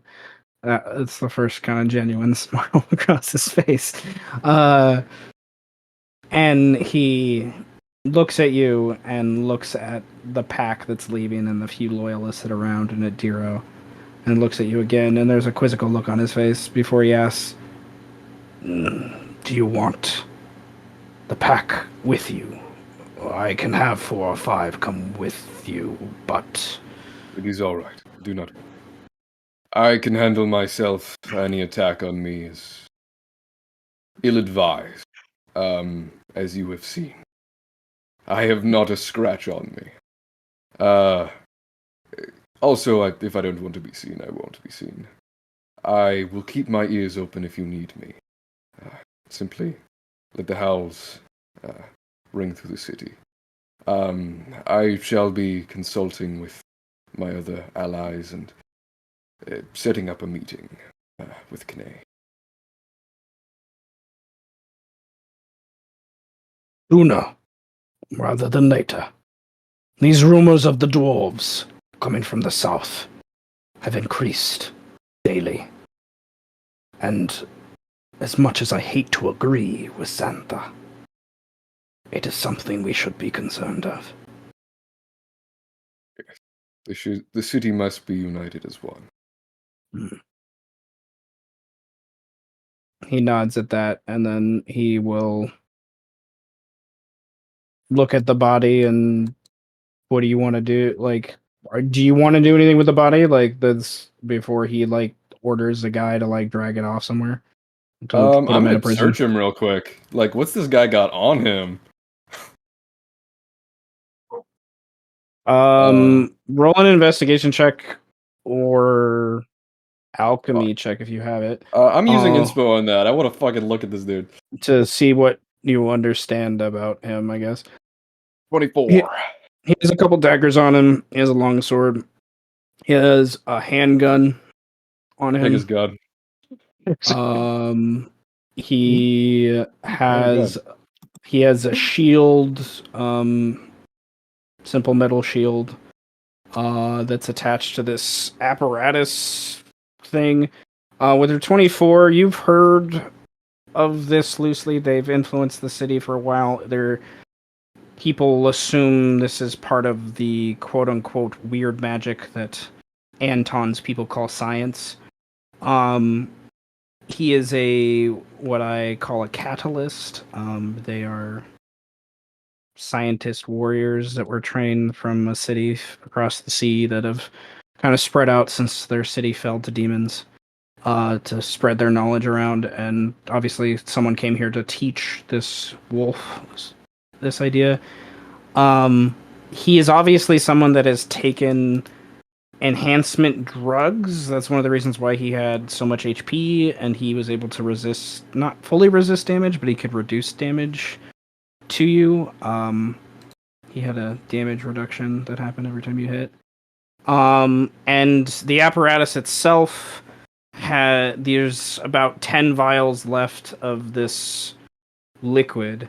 You think with your 24, it's a good thing you rolled above a 20. It is something that can be it's mixed in the moment before he injects it to either heal or do poison damage of the equivalent type. So it's something that you could probably figure out, but you're not necessarily trained in that. But in and of itself, you could use the vials. You would need someone. There's 10 of them. They do heal or do poison damage for. You just don't know how to switch them, so that's the one issue. Is they do heal or do poison damage for 3d4 plus 3. Got it. So, and other than that, he has probably not paperwork, but like a signet, like ring or necklace or something that like shows that Anton, he's part of the fifth house kind of thing. That the fifth house tends to not be as showy with their colors and stuff as the first house is, and things like that. So it's he's sort of like mechanical thing. Can I just like do I just know how to like just like take a gear out and disable it? Yeah, with a 24, you'd be able to like just twist this one screw, pop off that gear, and it'd come off. Yeah, that's. I just want to make sure he doesn't have like any shit he can do. Yeah. And I'm gonna take off his amulet and just sort of. I'm gonna put it in my bag of holding, because if it's a tracking thing, then well, you're gonna track an extra-dimensional space. And if it's gonna do something, well, it'll do something in an extra-dimensional space. My bag blows up, whatever. But I'm just making sure that he doesn't have any options here. Not sure a bag of holding exploding would be the best of ideas. I can handle it. It's fine. Yeah, just a tear in space-time. That's cool. Just go to the astral Whatever. plane. Yeah. I wouldn't manifest that. Last time we had a tear in space time, it actually fucked up the time continuum. Like for real. That's cool. For real. It messed That's everything up. All right, that's the stats of the gun you picked Sweet. up. It's just a simple steam, like slug shooter. It's like a little pistol, right? Yeah, I was like, it's a zapper, but the range is like a carbine, but the damage is like a blunderbuss. I was like, Interesting. I've had like a gun on my back this whole time, I think. That you've never managed to pull off one shot with. I've never had to pull. I've never shot it before, but I'll tell everyone that I shot it. Yes. So yeah, that's. I'm just gonna get that done, and then just make sure he's put in the proper cell. Yeah, that gun is worth a couple hundred gold too. Sweet. Like to the right, the right. So like if you spent the time doing it, like at least 100 gold, you could sell it for. I give you about 350. I know a guy. Nevertheless, the healing darts that you picked up, like those are a one of a kind kind of thing. You don't see those just on the street. So, okay. Well, yeah. Cool. After that, I'm gonna head out to probably like back towards the Mel's apartment, and if I'm able to locate Birdman, and probably do that. I was gonna say, were we walking around together when you came here? Or oh no, how did that work? No. We separated. I went to bed. On the way to Mel's, like Birdman's office would be on the way. Like, if Killian would know that. Like, I'll stop by his office if he's there. I am. I would. Well, because he's dealing with all the court shit. Yeah. Like you're dealing with like the paperwork that's coming in from like the accusations from the different houses. Yeah, this is like the next day, right? Like after my conversation with Fauwin. It's I- later it was that day. It's same like day. late. Later It's that like day, so it's the late. same It's like day. late evening. Yeah. Yeah. Oh, It's it's like late evening? evening. I thought it was early morning. Dang. No, because Killian like waited around for a while. Yeah. Killian Yeah. waited Well, and like the narration I remember from well, last this is because where he you- wa- he waited to Okay. and he enjoyed the party and waited until the evening when everything was kind of This quieting is down. where you went after we separated last time at Mel's apartment when I was like, I have stuff to do. Yeah. And I Yeah. left. Okay. Oh, so Yeah. this is the evening So- swan, or this is the somewhere This else? is the swan. This This is is the the swan. evening Ah. swan. So they came to the evening swan because they were having their big wolf meeting. That's why we Yeah. couldn't go there. You didn't Yeah, get but that invited was to the early in the- cookout. But that was That early in the morning. Yeah, this is taking up a long time, bro. No, this is like there's like how do I word? There's like a couple hundred lupin that have come in Yeah, today. they had a meeting Like and now they're killing a dude. So Yeah. He's not dead. He's fine. he's not dead. That's one of the saving graces is he's not dead. Which will help from the perspective of like other lupin pack lords trying to question and understand what's going on. So yeah, after the conversation with Fauwin, yeah, I'd say I'd probably be in the office working because I know that I'm gonna get busy in the next couple of days. And I guess Oh. pretty much, I guess a long rest would be possible then, since I was doing a whole bunch of things that morning. Indeed. All right, then let me get some spell. Not some, a bunch that was back. a long scene. That was a good scene though. I enjoyed that. Okay, so now let's Killian meeting up with Birdman. Let's jump to. Let's go to Fauwin and Oh no. deal with the 11th house situation that's going on. I gotta go for a sec anyway, so we'll be right back. Oh Okay. no. The map of terror. No, there he goes. Okay, so Garulvd isn't here right now. Ferrum isn't here right now. Neither is Mel. This is the last time we used this map. Okay. So Fauwin, you've probably come to rest in your room here, and then have arranged with permission from Orcafor to see Alucard's body, basically. In fact, oh, Well then, yes, but I would definitely request for Orcaforce to be present. Oh, Because- Orcafor is going to be present. Okay. He's going to be present. This is his trump card right now. Yeah, I need to understand how we're moving forward with. Yeah. Okay. Especially what he did at that moot. Okay. Well, 1 second. I'm just realizing I need a drink of water. So before we get to the scene, let me grab a quick drink of water. So As your This shit is lawyer, not I advise that you stop doing what you're doing. Whose lawyer is whose? Oh, you're his lawyer. You're like, can you not? You, So I was listening back to the last previously posted episode, and I realized that if I'm a defense attorney, Fauwin is definitely a prosecuting attorney. For sure. That motherfucker be asking so many questions. Objection, Your Honor. Relevance. Yeah. But Yeah, like that's because of my what ass. Orcafor did, and depending on what the 8th house does, I would have to be a defense attorney, and Birdman could be a prosecuting attorney, depending on. It always switches depending on who Yeah. you're talking to, right? Yeah, exactly. But like in main form of skill, it's more like you were trained as a prosecuting attorney. Like you're more like questioning witnesses and doing stuff like that. And I'm like, nah. I know the rules. Yeah, you make your clients look good in a defense. I make your clients look bad when they try to defend Yeah, themselves. it's awful. It's gonna suck. Like, My client did not shit on your front lawn. You have no proof. okay. I've seen All him right. shit, and it doesn't look like that. Fauwin.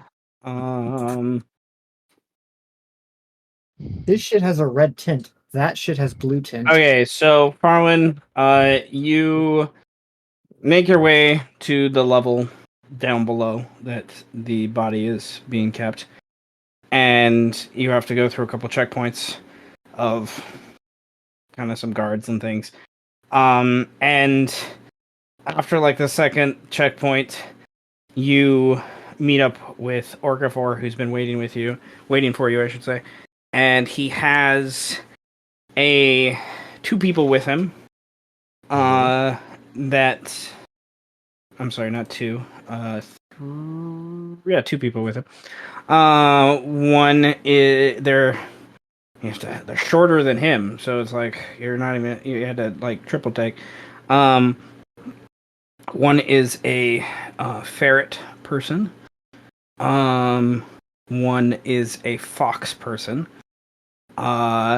And the ferret person, when you come in, just looks up at you and takes out a flask from somewhere and just takes a swig. The fox person doesn't even seem to care that you're there, but is there. Do they have the air of spellcasters or torturers? Neither. Master Okafor.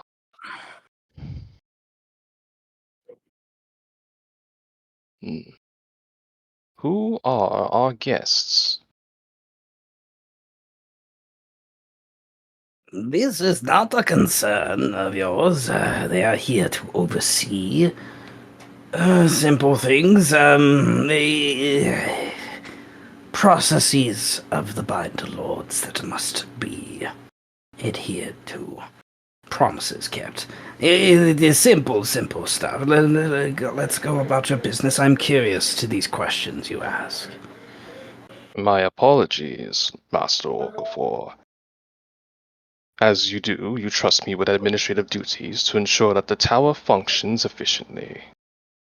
These matters, I had questions as to why he's in this city, but even as I ask these questions, I now ponder as to how we may proceed. Not only do the other houses and their lords know that we house Alucard, but they were informed that he was alive. He is, in a way. I The did not eighth- lie. Yes, that I preferred you did. For we had pads to not allow ourselves to be involved with these things. The 8th house will now wonder and request that Alucard be returned to them. And the more we delay, the more accusations can be levied against you. The stage court's a joke. I am not worried of this. It is not the stage course necessarily. What else could Via do? He has but one shield that I am remotely concerned with, and I could disrupt Osiris with but a simple spell. This is nothing. Again, I do not fear the mongrel pup. But I do fear houses pointing their blades against us. Fear is a useful tool, but it only can go so far before the small and the petty unite against the bigger threats. That is why we have something greater than fear. Greed. And he gestures to the ferret, who just takes another swig and starts to chuckle. I would like you to roll a history or insight check. It's a higher DC if it's history. Higher DC if it's insight, I'm sorry. Okay, well then I know what I'm incentivized to do. Okay. You were at the moot yesterday, and you picked up on a subtle conversation at the end of the meeting between this mage that was with Mel, with this ferret man. You're pretty sure that's this ferret guy is here. It's the same ferret guy. And then you're like, who is this ferret guy? shit, what didn't I learn a few months back that the ferret runs the 10th house? That's Piavani. Oh, The Pio. 10th, Okay, I saw. the Okay, 10th house Binderlord is oh, here. interesting. I think I would have put that together by seeing him again. Yes. Hmm. I didn't show the token because I knew if you saw the token, you'd be like, "Oh, Okay, then actually can combine two things then. This okay." and okay, so that's You two guys come things. into this room, and you see Alucard's body on the wood table, kind of there. Orca4 kind of leads you in. Pio, just stands next to the door. His fox person friend just comes in and kind of situates their hood a little bit more around their face and just kind of crouches down to like rest. It seems like they're here because Pio wanted them here. That's why they're here. They don't care about anything else. And what do you do? Hmm. Well, at least no one else will be in the room where it happens. I have personal questions to ask, and his mind will either speak or break. But pray tell, my lord, you said that he was alive. Passive medicine check. Does he look alive, or am I speaking to a corpse? What is your passive medicine? 13. All right, let me look at his con. Um, 13 is high enough. He is. You don't think he's dead, but he's not breathing either.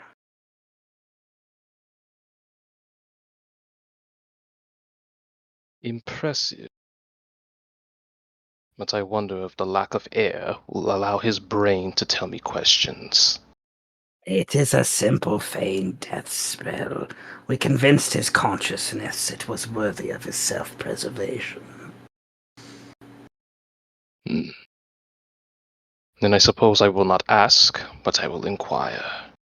And I kind of like put out my hand and, subtle spell, detect thoughts. Because I have many questions. Okay. Oh, it's.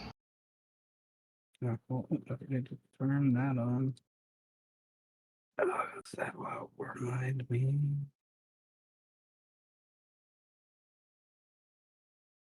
All right. So he has.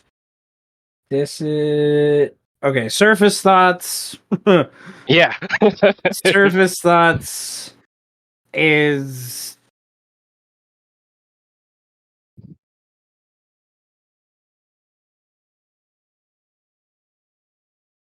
pretty much God. I fucked up. Like I think is the general gist of it.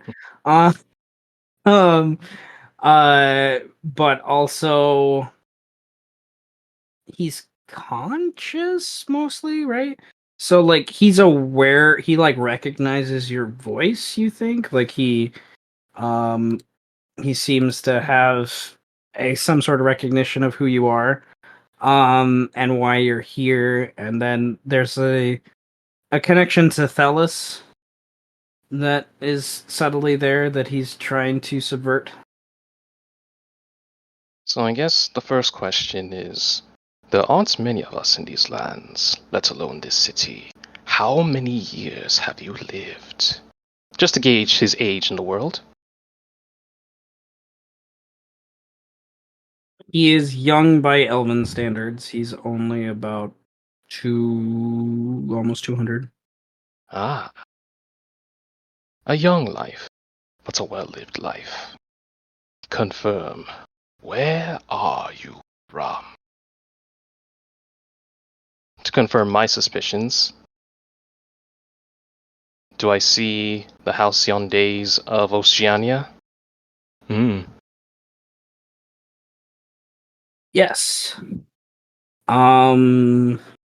More Ah. recent than you would have specific memory of, but he's been sent here for Thelis, and he took his sweet time doing it. And if he wouldn't have, he would have been able to bring back Thelos and get a huge reward from Thelos' father for his wayward bastard son running away from his responsibilities. Hmm. How did you find this city? How did you find us? And as I'm doing this, I just want to look at the body to make sure. You know. Wow.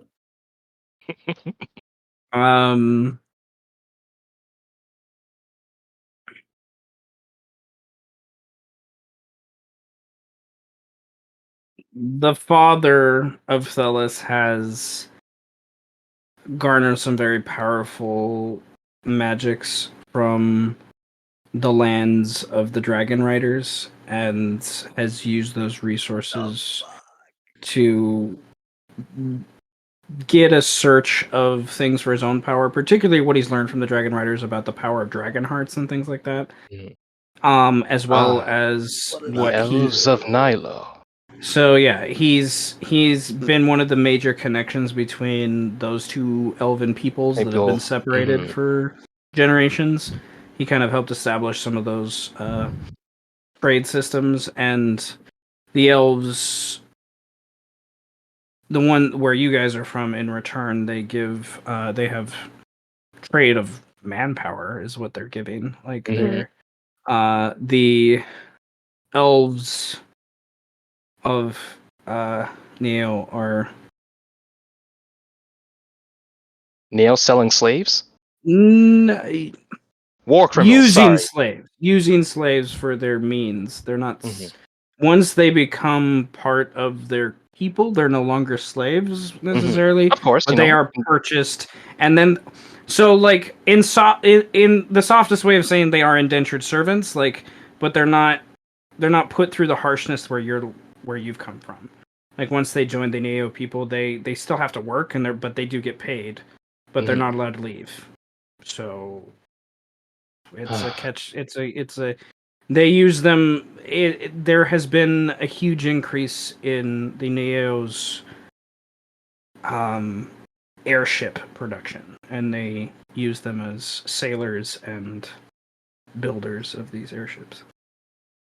So the communications have begun without me.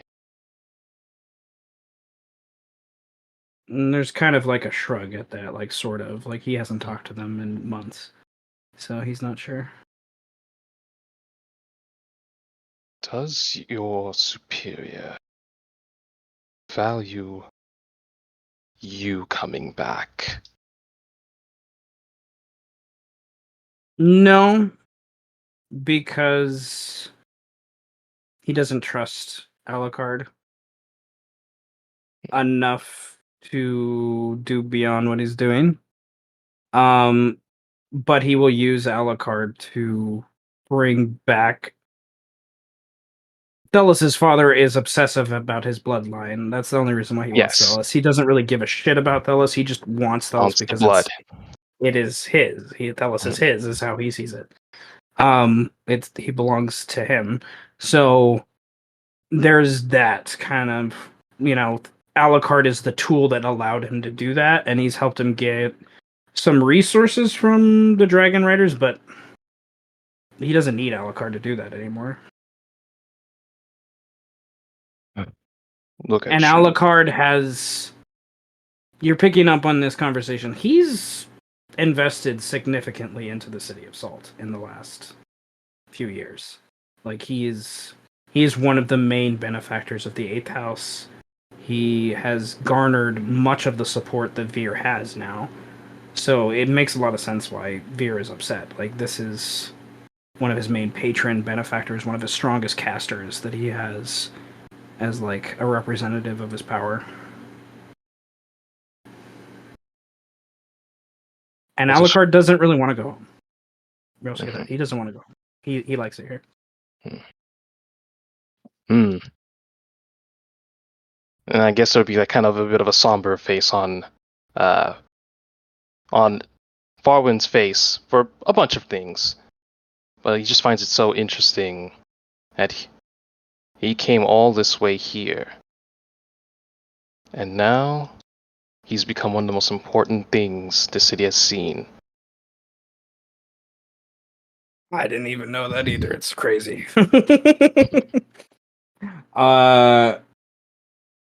To be blunt with the party, I forgot the spell Soul Cage existed until he cast it in that fight, and Damn. then I was like, "Huh, Oh, I gotta like think about this." The implications. The implications of that spell. So now it has become one of the most important spells to the game because of how it manipulates the mechanics I had in mind for the seal.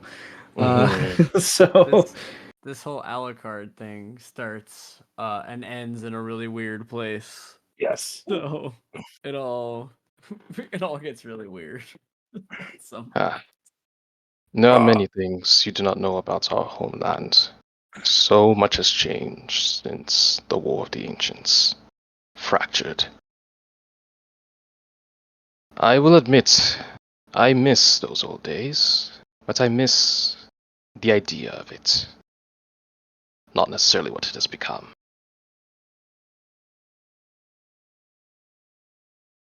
But this was valuable information. And to that, I thank you, Alucard Silvertongue. There's a question in your mind's eye of like it's subtle and hidden and subverted, but you get it. Like you're gonna leave a fellow elf here like this, like is basically the question. Like he doesn't want to ask it, but his brain's asking that question because of what you've said and the connection in your bloodlines. Like you guys are distant cousins, basically. Mm-hmm. You know, like probably like fifth or sixth cousins, but you are related. I mean, I don't know if I could even say it out loud. Because we're not connected by the mind necessarily. I'm reading his mind, and like he's like giving me echoes, so I can't really respond to him. So that's why it said, for many reasons, why he has a disadvantage on that deception check. Mm-hmm.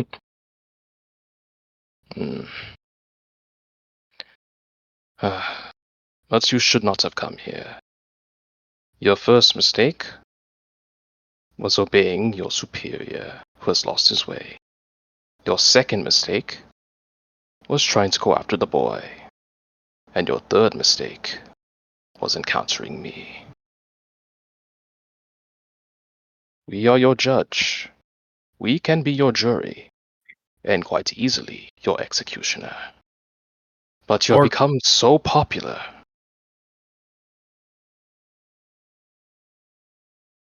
Orca 4 would probably speak up at this point, and What of the spell? Should I insight as is, doesn't he know it, or does he not know it? Or was he requesting for me to perfect it?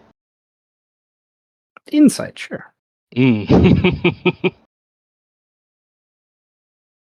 Orca 4 does not know this soul spell yet. He is hoping you will help him learn it.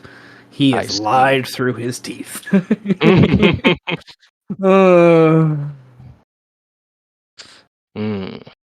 Like Alucard is so far the only reason why Alucard isn't dead by Orca 4's own hands is because of that.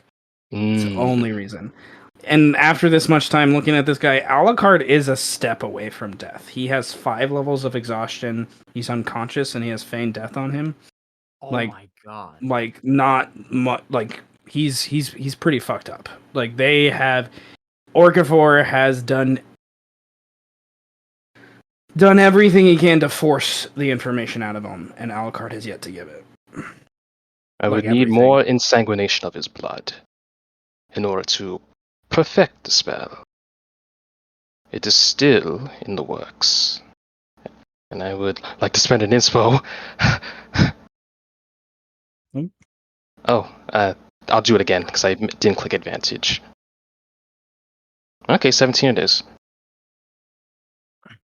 What are you trying to deceive exactly? The fact that I actually know and can cast Soul Cage. Oh, yeah, that's right.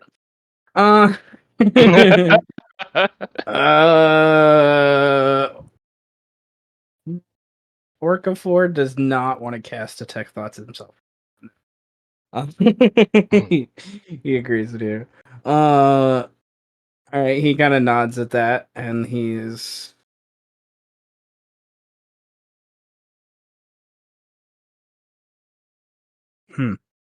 Orcafor looks disgruntled. Well, there must be a way to crack his little brain open while not making it spew like an egg.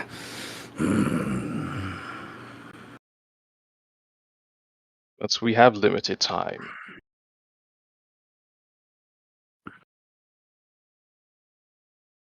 Either we need a proper healer to ensure that his body still maintains its composure, or we work with a corpse. I do not make friends in the circles of clerics.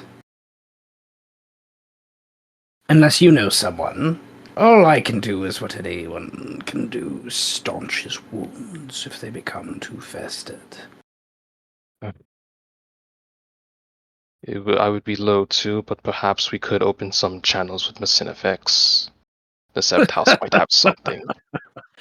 Allow that staunchy links and access to this power. I think not, Fauwin. Fair enough. Well, I was hoping for someone more lowly. I do not. The similar response. I question bringing Anton in. He has capable tinctures from his alchemy, but then He would be involved in this. the less people that know about this, the better. Other than what I have warned about. He kind of brushes that off, like he's not worried about it.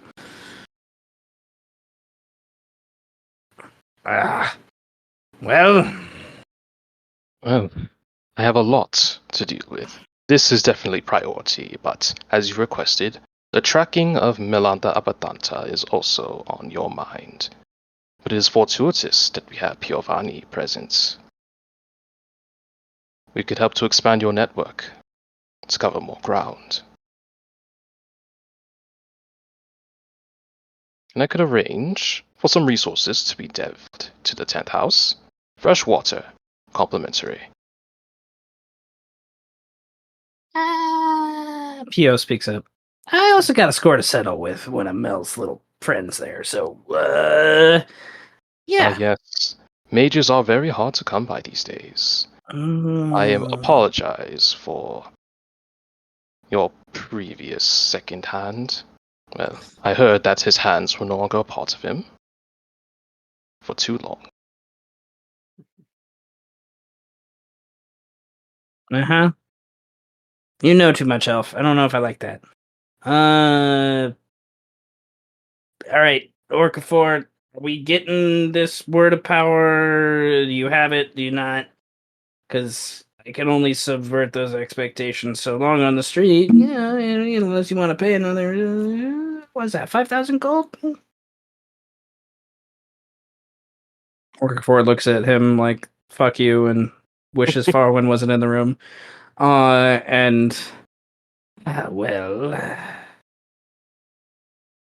He looks at Fauwin. Do both of us need to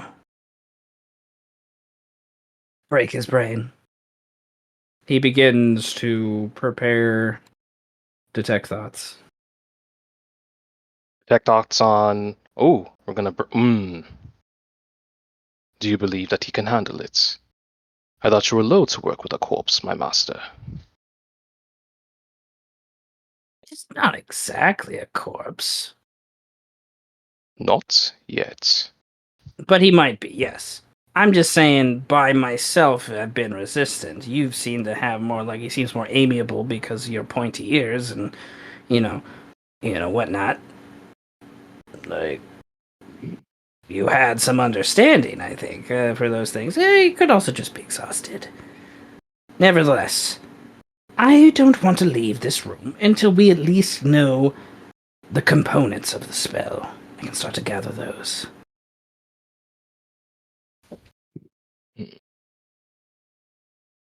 Very well. We will try to obtain the verbal component, if there is one. And then I will, once again, detect thoughts.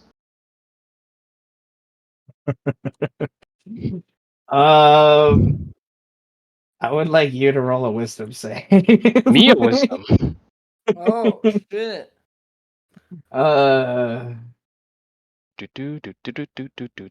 Wisdom. Okay, you're fine. What does surface thoughts do Orcafor pick up on? Oh, that's interesting. Oh, okay, cool. That happens. That's a good ass spell, That's a bro. good ass spell. Guess what? Anybody? Damn, Orcafor that's has a that good spell ass on spell. too, so you're. That's a good spell. He's like, Wizard he gives you that duel! look of like, okay, you prepared well, and and Touche. then he. I like the Touche. other one too. The one that makes you immune to intelligence stuff. The one that Alec has. I forgot what it's Yeah, called. The other one. Mind I call it like Fortress. I call it the Fortress? Mind Intellect Palace. Fortress? Yeah, Yeah, the Mind Intellect Fortress. Fortress. But I call it Intellect the For- Mind Palace. Yeah, it's a great. No, place. that one saved the barbarians' ass Palace. a couple weeks ago, and That one when they is were fighting mind awesome. flayers. That's why I love Um. these like high level spells that sound like they're weird, but they're awesome. Wizard Okay. stuff is weird. Well, he will. Alucard is about to have his brain torn into.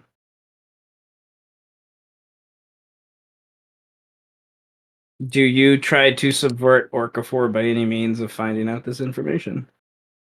Verbal components I can live with. Feed the bear.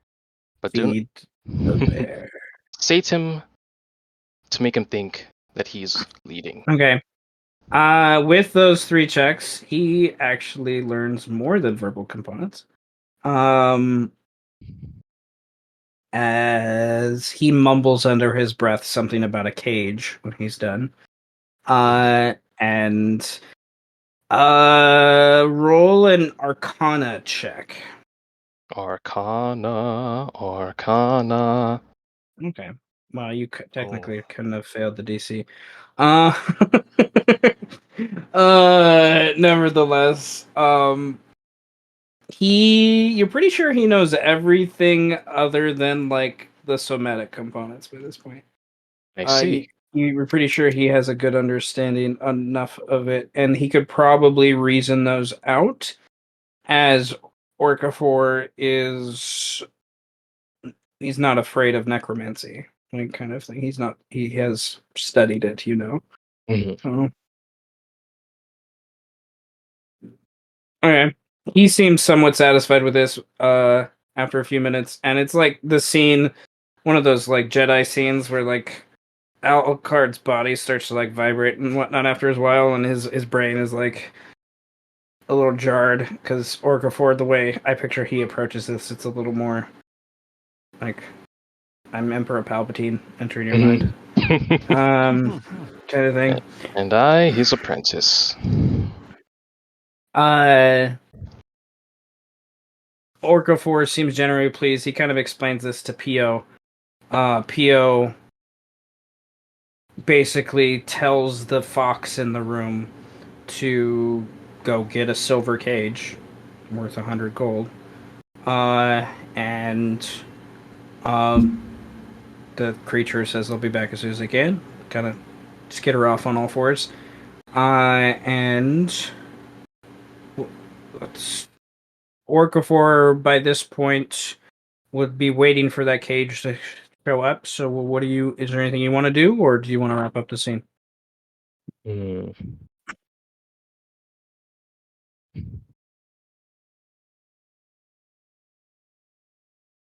I did have a question, Master Okafor.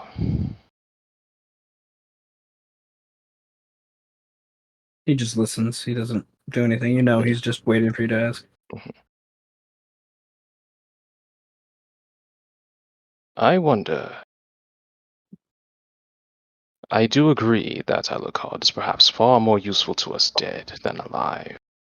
But do you not think there could be avenues to manipulate the 8th house, were we to return him alive and unspoiled? As skilled as I am with breaking a mind, I'm also skilled at forging one.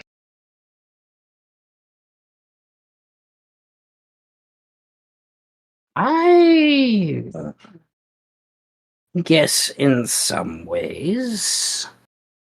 But what benefit would a conglomerate of bards give us? If I wanted entertainment, Rexoni is far more capable. I've never quite understood the point of the Eighth House, their existence, what they were after. The will of the people and all that, yes, but It does perhaps they perplex. would be better used in a cage. Perhaps. But from my experiences with rallying those who are indentured or enslaved, if you keep the people somewhat educated and somewhat close, where they are able to understand that they are put in a system that does not appreciate them, they are more prone to revolution or the disruption of all that we need as far as resources. But entertainment is an excellent distraction. As long as the people are entertained, they are distracted from the truths of the world. I do not know if that was the purpose of the Eighth House, but I cannot deny their entertainment. But why do they need him? To The do Eighth that? House seems to love this elf. I do not see why, but Veer seems to go all these lengths to try and bring the 12th house down, to involve us in litigation. Either he is persuaded to forget Alucard, or we feed the dog his bone to make him think that he's in control.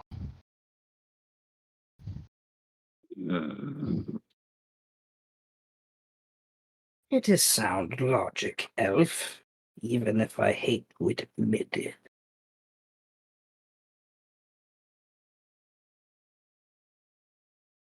We need to make sure he does not, pointing at Alucard, come back to bite us with those dog's teeth. Otherwise, I will ignite them and raise them to the ground, and then we will have another war on our hand. This was kind of I was avoiding. Yes. But I understand the distraction and need. There is some movements that would need that. I leave this to you, Fauwin. Handle your elf friend. Make sure he doesn't give me any more issues, and I'm fine leaving the dog to chase his tail. As you wish, my master.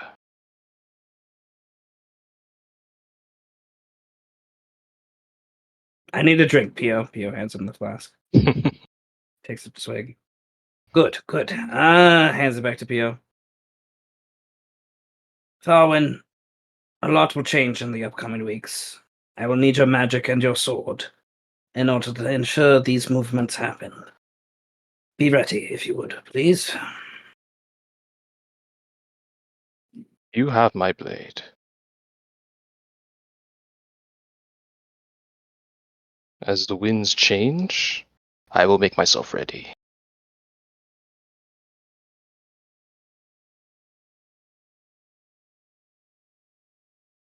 He leaves with Pio. You're there to continue with Alucard. If you would like, but I would like to jump to Garulvd and Ferrum as I they deal with think the black. I think I would, like, harkening back to way back in the moots, that conversation I had with Alucard when I said I'd walk down. I think that kind of to bridge that moment, I think it would be appropriate when I say I do this to him.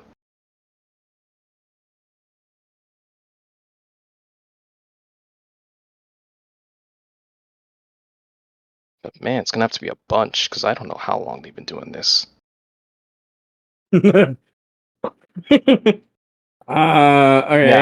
Yeah, I could, like I think I sent you messages on the things I Yes, would want him yes. to think. But like as far as to kind of explain the binding, let's say carnal pleasure. You know, he wanted some sort of carnal pleasure, and someone was able to deliver it in private. Okay. You proceed to modify Alucard's memory, Mm-hmm. and it seems to be taking effect by your what your general understanding of the spell.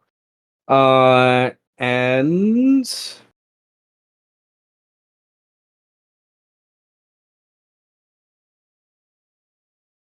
such. Okay, then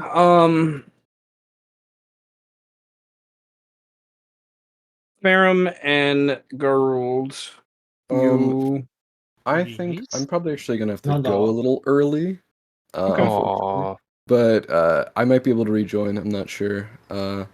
But I'll be doing the just like try and visit Birdman, whatever stuff, and then my plans. I let him out. But inspos left. I used them. I think I used all of them. Hey. I got 2 and I used both. Okay. All right.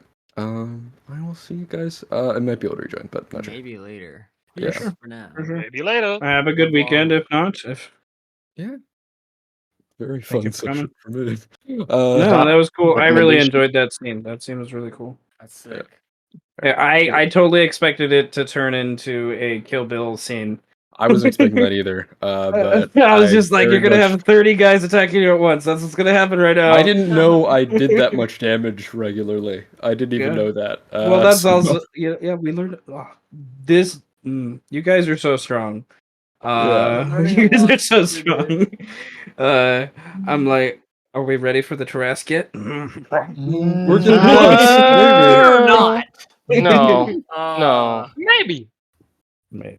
But I think if we have Strike and other people, then yeah, we might be. Gifts aren't But fully- If we get the whole team together. if we get the whole Okay. team, if the whole team gets back together, maybe. But We'll see. this We'll team see. now, maybe not. I don't Maybe. know. We're kind of divided. hey, all right. at least they know where Fauwin can go if the City of Salt goes to ash. We're a bit divided. That's Just a little true. bit. That's true. See ya. Okay. Thank you. Later, Nova. Bye bye. Peace. The Uh, investigation, bro. I love it. Fetch. What the dog doing? Okay. So Garul has Plateau 2 restrained in the Iron Bands, taking him from the 13th House District to the 5th House District. Ferrum has been looking for the Plateau 2 this entire time, with the mixtures of magic and perception, and both of those are pretty decent. So I would like to say that Ferrum, during the transfer process, you flying overhead, you see Garulvd down in the city streets with this frog that's been captured.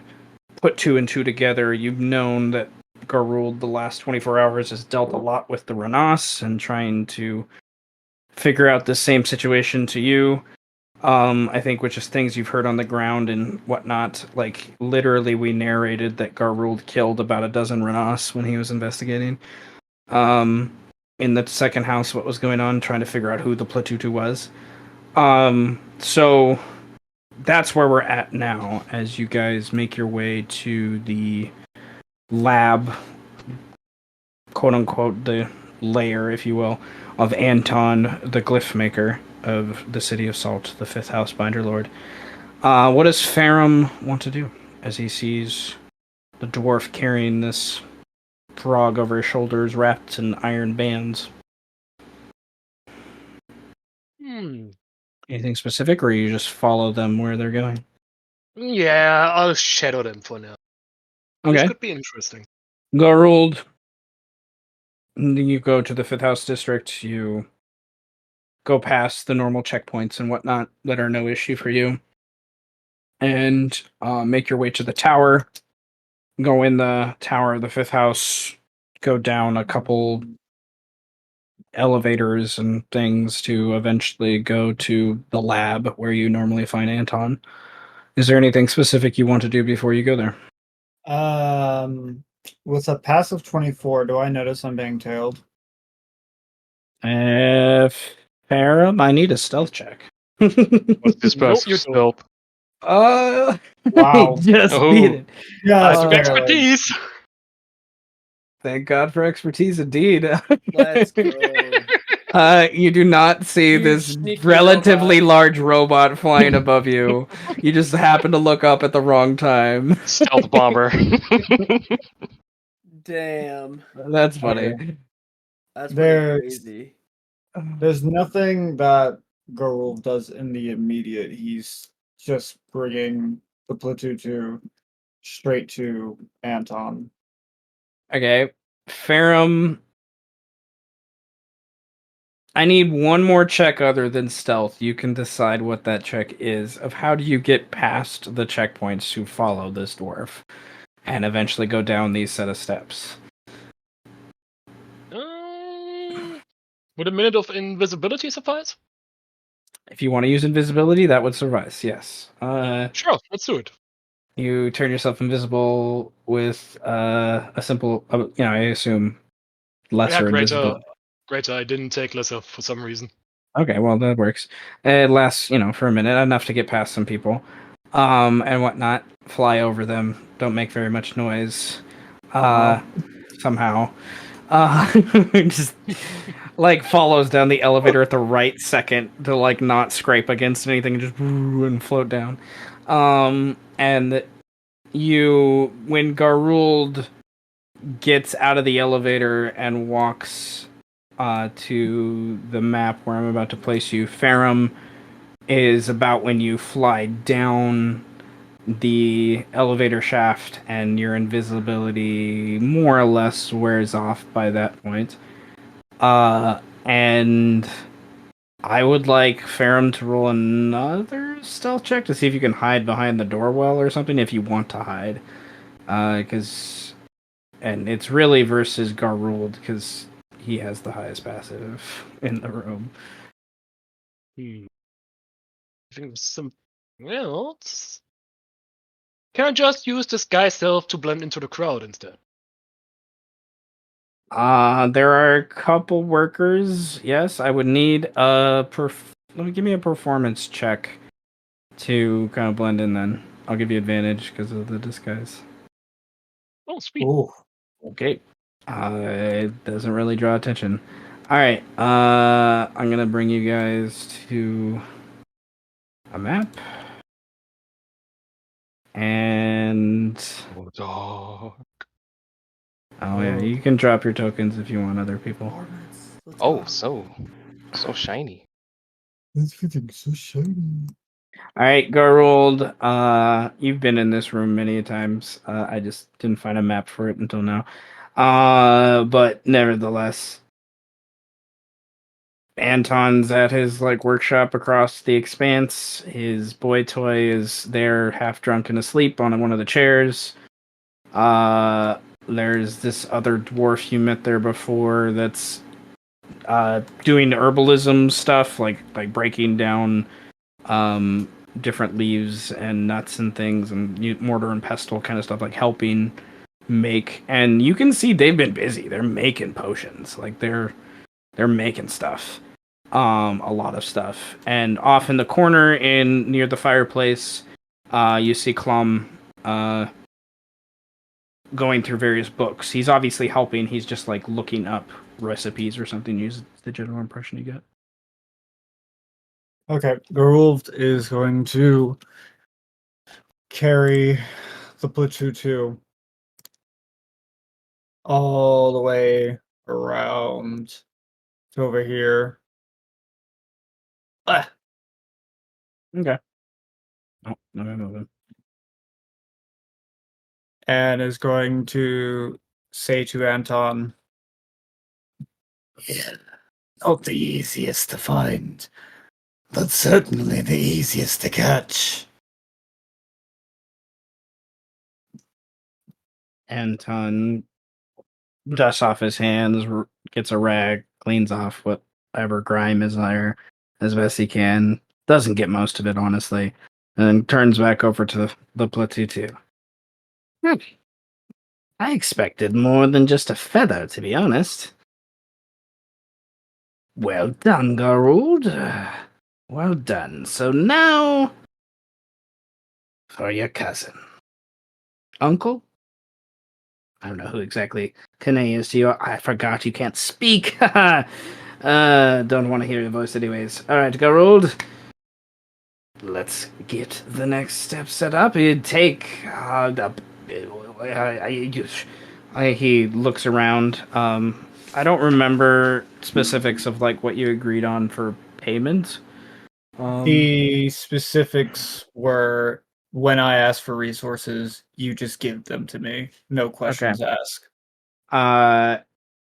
Well, then he kind of gestures around the room for if you want to grab anything or whatnot. You're more than welcome to. Kind of is the implication, and then he throws like a piece of like some small thing at Marin, who's half asleep. He kind of jostles. He's like, "You take him and put him over there." And he kind of gets up and takes him and kind of drags him off to this side and starts, and then shrinks really small, and then goes over to Clum, and they, yeah, Ferrum, I would like a perception check from you to see how much of this you've gleaned as they're kind of going on from outside the area, basically. All of it. All right, cool. Motherfucker. Indeed. All right. Anton kind of goes back to work. Like, you've done the job. Now he's kind of talking a little bit with this other dwarf in Gnomish. They both speak. Presumably making plans and stuff like that about whatever they're working on. And Kane, you hear the name Kane. You hear the name Platutu. As that, those aren't words that are translated into Gnomish. And what does Garulvd want to do? Currently looking at some potions. I'm certainly taking a potion of growth Easy enough. and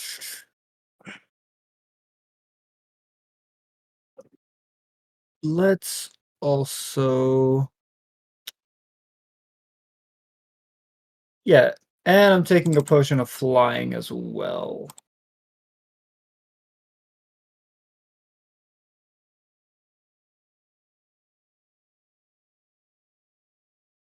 All right. Easy. Those are fine. He has those. Okay. And while they're talking in Gnomish, which is a language I don't know, he's going to ask, when do you want to make a move on Kine? I don't know where he is exactly by this point. So unless you've gathered information in your capture about where he is, I am preparing a detect thoughts potion right now, and we will find that answer out soon enough with Platutu knows. Garulvd actually goes into his satchel and pulls out his potion of mind reading that he's had on hand since the entrance into the drow. I know, that's funny. He like looks a little shocked that that's there, and he's like, "If you would like, you can drink it and do the honors if you want to ask the questions.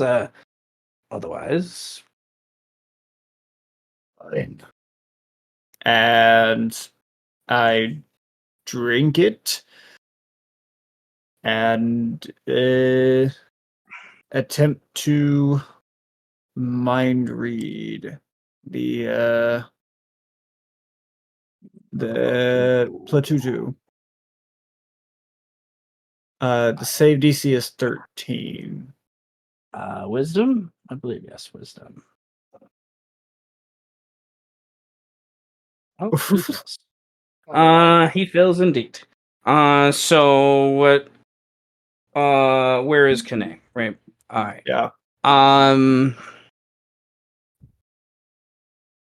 The last he saw of Kane was in the second house. You've already been to the second house. He's not there. The last you saw Kane, he was at the moot, and Plututu wasn't there, so that's actually sooner than when he saw Kane. So he actually has no idea where Kane is. I would like you to roll an insight check. Or history. Insight or history. My insight is better. With a 17, I think you would be able to pick. You remember and picked up on the vibe of the first house agents, Killian being one of them, being near and protective and arguing over. Like, some of it wasn't in languages that you speak at the moot, so like they were arguing over and with Kane about the future of the city, right? And they spoke in common, but some of these weird animal people have funny accents. Coming from a dwarf, it makes me laugh. But nevertheless, you would wonder if asking the first house is what you need to do by this point, to figure out where Kane is, because they obviously had a curiosity with it. Yeah, Politutu has no idea. Okay. Then he will ask a follow-up. Not a follow-up question, but another question. He will ask, what defenses have you set up at our 5th house bind? Goodness gracious. It's only a 13, bro. It's only a 13. No inspo set? No, I only got a few left. I'm saving them. I only got 4 left. Holy shit, bro, that's crazy. You guys, I gave a shit ton of amount to you guys. That's why I asked Nova. It's like, you don't have any? Okay. I have 5, bro. I'm ready. I'm safe. Yeah. Yeah. Nevertheless, Yeah, I got 2. I don't need defenses. They have their frog riders, which are simple, from Garuld's perspective, low-level casters that ride around on giant frogs. Like, they're maneuverable and they can cast simple spells, but unless there's a lot of them, you're probably not too worried about it. They have a couple of the God Butchers on their side, which are basically just big, beefy brutes, so there might be a couple of them there. They've garnered a couple of them to their side. So, something that you would have to tango with, but not necessarily something Garulvd would be worried about. And then there's the mention of the Froghemoths. You're pretty sure you could take one, but he gives you the idea that there's at the 5th house they have 2 that they've hatched, and at there they've hatched 3. They're big, they're strong. Like, you could take one. More than one, you're not sure. I have a feeling I'd be fine. I have a feeling you'd probably be fine too, as a player. DM perspective. Like, Garulvd as a character, I think he would be a little like, they're big. They're like, I don't think Garulvd has fought many big things. So, like, most of the time he's the bigger one.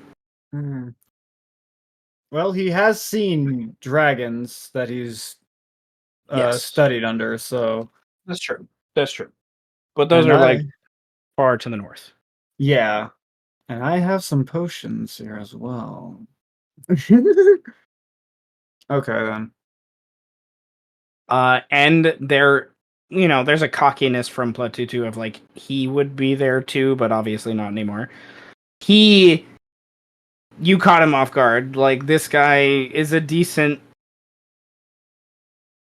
He could hold his own. Not with you melee, but he's a pretty capable caster, is what you're getting from some of the surface slots. He's a pretty high level bard. So he can cast some pretty crazy stuff. Mm. Okay. So he doesn't know where Kine is, and he has quite a few people holding up at the fifth bind, as well as some god butchers there as well. And he's hired mages.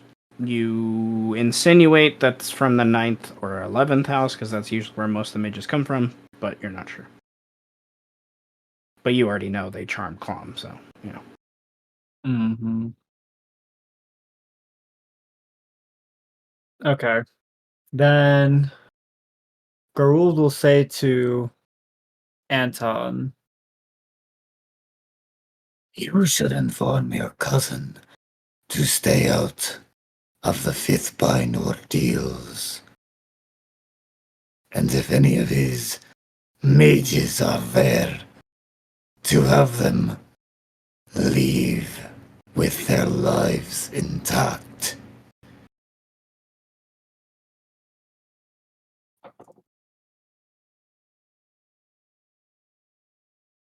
I would hope Orcavor is not that dumb, but I will send a message. And I can't remember if I gave Anton sending. the most powerful spell in the game? What do you He does mean? not have sending. Artificers don't get sending. Damn. Okay. Just don't get to text. Wait, I Nope. didn't? Oh, I guess you were never did. Okay. Nope. Oh, I had stones. That's what I did. Yep. I was like, You had stone. You can make sending stones. I very made easily. stones. Yeah, I was like, I could have sworn Secret did sending. Not Orcafor. Anton is not 100% an artificer either, so I'll let you guys figure that out later if you ever get to that point. I gotta I pee don't real know. quick. One second. Holy shit, boys! This one's a crazy one.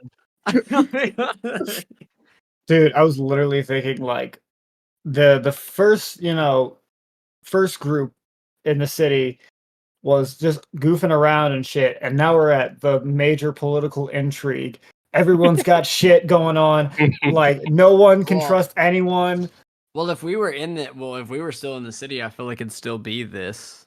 But It I feel like would. it'd be a bit be between us and shit. Dude. Yeah, I but just wanna kill the Really sad. we'd be a group working together and like telling everyone to probably fuck off, like stop trying to pull us into your shit. We don't want to deal with it.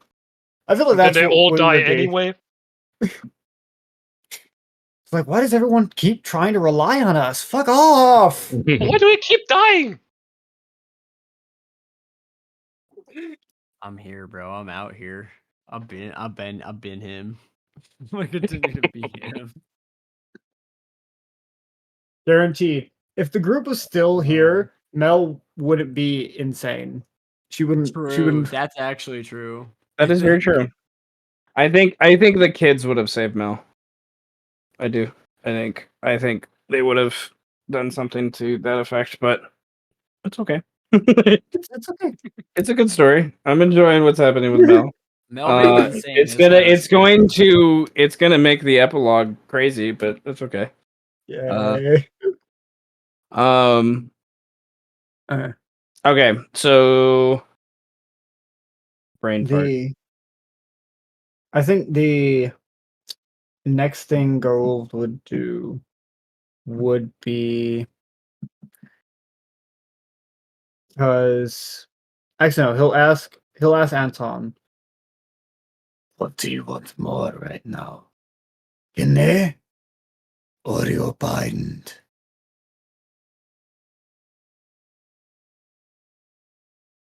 If we take the bind, then Kine has no leverage. We already have Plututu. Let's go after the bind. Inul, he motions to the dwarf behind you, will join you if you would like, or if you would rather take all the glory yourself, I more than understand. Garulvd will just look at the dwarf and just shrug. If he wants to come along, he can. If he dies, I'm not helping him. Well, Inul has already died a few times, so don't worry about that. he'll raise an eyebrow to that, but won't ask any questions. You look back at Anul, and Anul is more fungus than dwarf. So Many have tried to kill me, and many of them Many have have succeeded. succeed.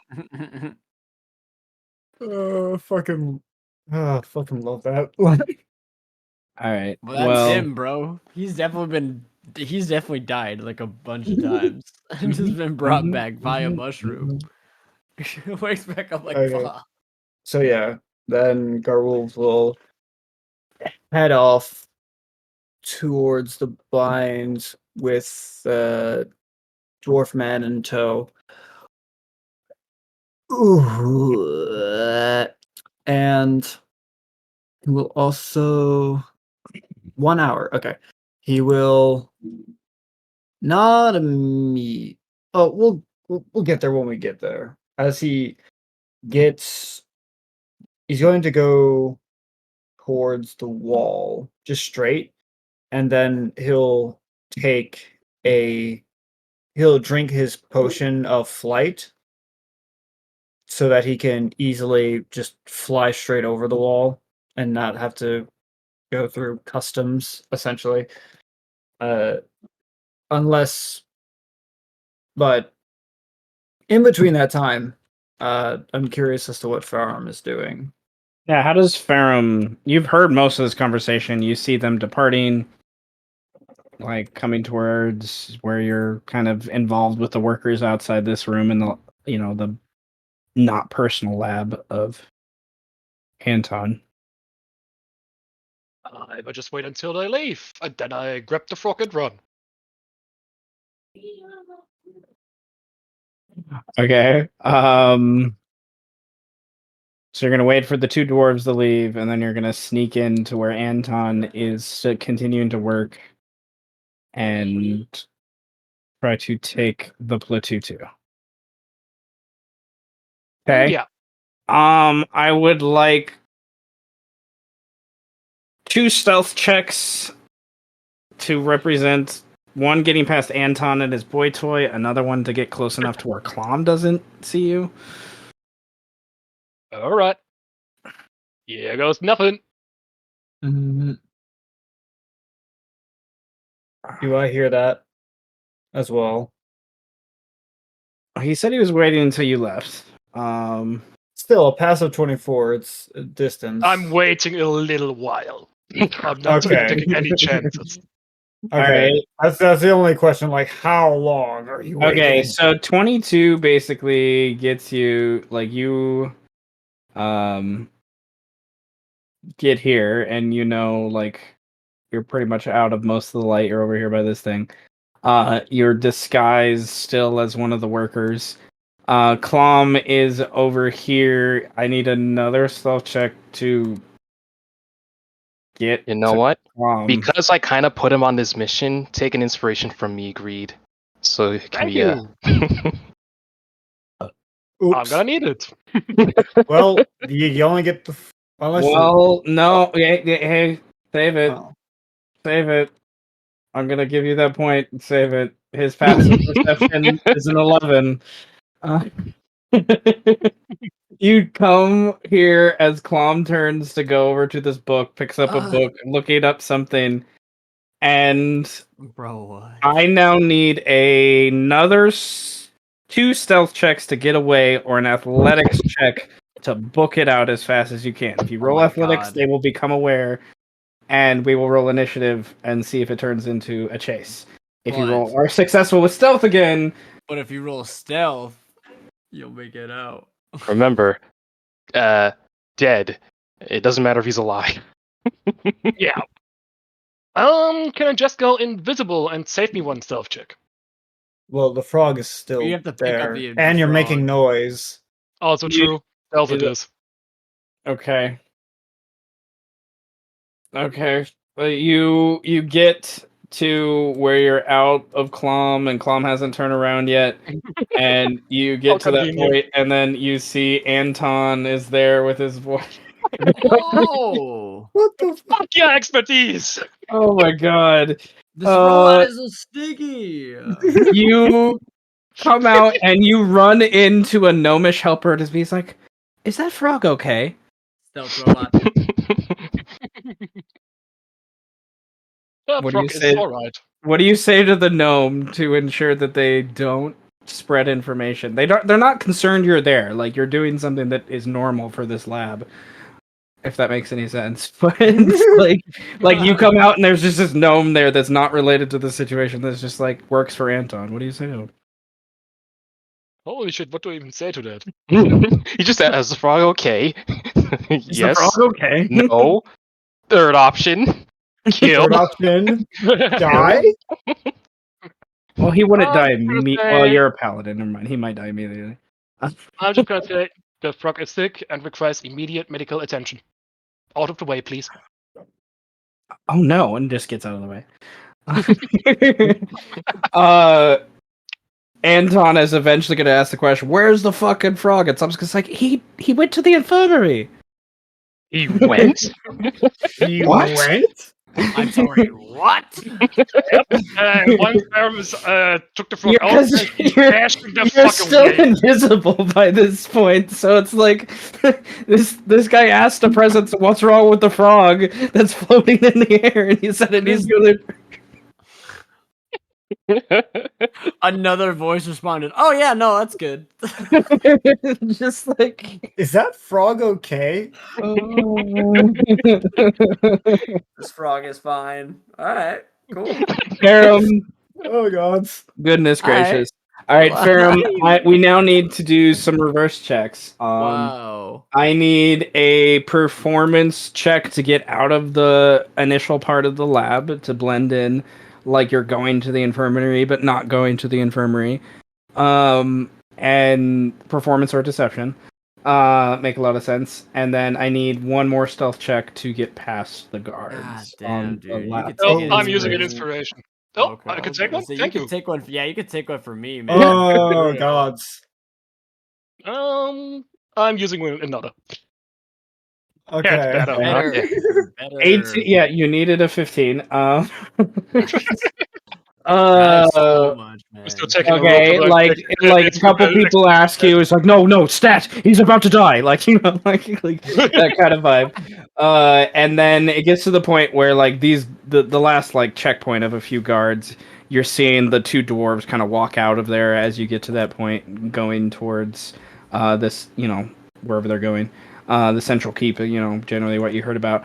I need a stealth check to get out of here and not have. Uh-oh. You can take another one from me, dog. I have thank another you. one for you. Uh-oh. I got Oh. another one. Oh, thank you. Another one. Let it happen. I can still detect that. Yeah. No, you just use yeah. inspiration for the 32. Nah, he can't because he has disadvantage, so it'll become a normal that's roll. Right. Well, wouldn't it be the first one then? Yeah, it would be a straight roll. True. Okay, well, we're gonna say that We'll say. for whatever reason, as Ferrum is flying up in the air out of the reach and eyesight of the guards and towers of the fifth house, Garulvd looks up at that point and sees Ferrum flying in the air. He's like a few hundred feet in the air. I don't know if you would. I don't think you would know. I don't know if you would see Platutu. I think you would see that Ferrum's there, or like not even Ferrum. Your invisibility would be gone by that point. So yeah, you would just see Ferrum flying in the air. If you want to roll an active perception Garulvd to see if you see what he's carrying. Wow, no, I am Oh, entirely wow. shaming that. I was Wait. like, it is a pretty decent DC. Wait, I have advantage on perceptions anyway because I'm a wolf guy. So 23 then? You see him carrying something. I don't know if you know what's Platutu. I think you see him carrying something like a cage or a box is what it looks like to you. It's weird for Ferrum to be leaving the fifth house tower. Just like that's the thing that's odd to you, is you didn't see him there and you were just there. So that's weird. But I was just in a different spot. Yeah, no, that part is. Yeah, no, I don't think Garulvd will be down for that part because Garulvd might not be intertwined with things, but he's seen Ferrum before plenty of times. Knows he's not involved with the Fifth House at all, and yet is leaving from the Fifth House district. And it's not like there's something behind the Fifth House district to be leaving from. No. So, yeah, no. He's drinking his potion of flying and is flying right up to Oh God. Where you going, Ferrum? Where you gonna go? Okay. Yeah, and we just to like- make sure he gets there really as fast as possible, I will spend a key point to bonus action dash as well. Okay. So that's 150 flight speed. Okay, Ferrum, you're not aware of this right now. Where is Ferrum going, and how is he getting there? He's just looking for a spot where he can kill the frog in peace. A spot where he can kill the frog in peace. All right. All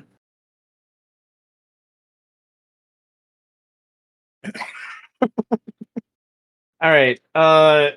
Greed and lust get an inspiration point for this clusterfuck you've made. And all right. Ferrum, So I one of will us is gonna say die. Ferrum, you probably go down, you're in the fifth house. You're probably, let me go back there. Flying the 300 feet towards where you're quote unquote safe, I guess, in the 11th house area. And Garulvd, what's your max speed in one turn? 150 if I'm using a key point to dash. 150. Okay. Mine would be 120 if I use Expeditious Retreat. You No, don't know wait. you're being chased, though. You don't know you're being chased, though. So, okay. So, what's your speed without that? Just 60? Yeah, with normal dash, 60. Okay. So, Garulvd flies above you and is able to fly past you almost 50 feet to resituate and turn himself around in kind of the tight quarters of the towers that are part of the Beast Crown. And what do, you two? Ferrum, at this point you're aware that Garulvd is he's landing near you, however Garulvd wants to explain it. While pursuing, at some point, do I see the frog? Within as you're turning around and landing, I would think your eyes would go wide as you recognize that he has the Platutu in his grip. Then Garulvd is going to immediately activate his bestial transformation.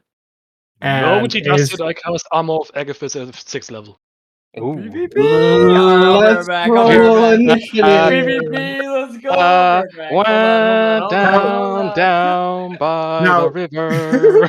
Garulvd is going to say, I'll give you one chance to let go of that frog, but only one.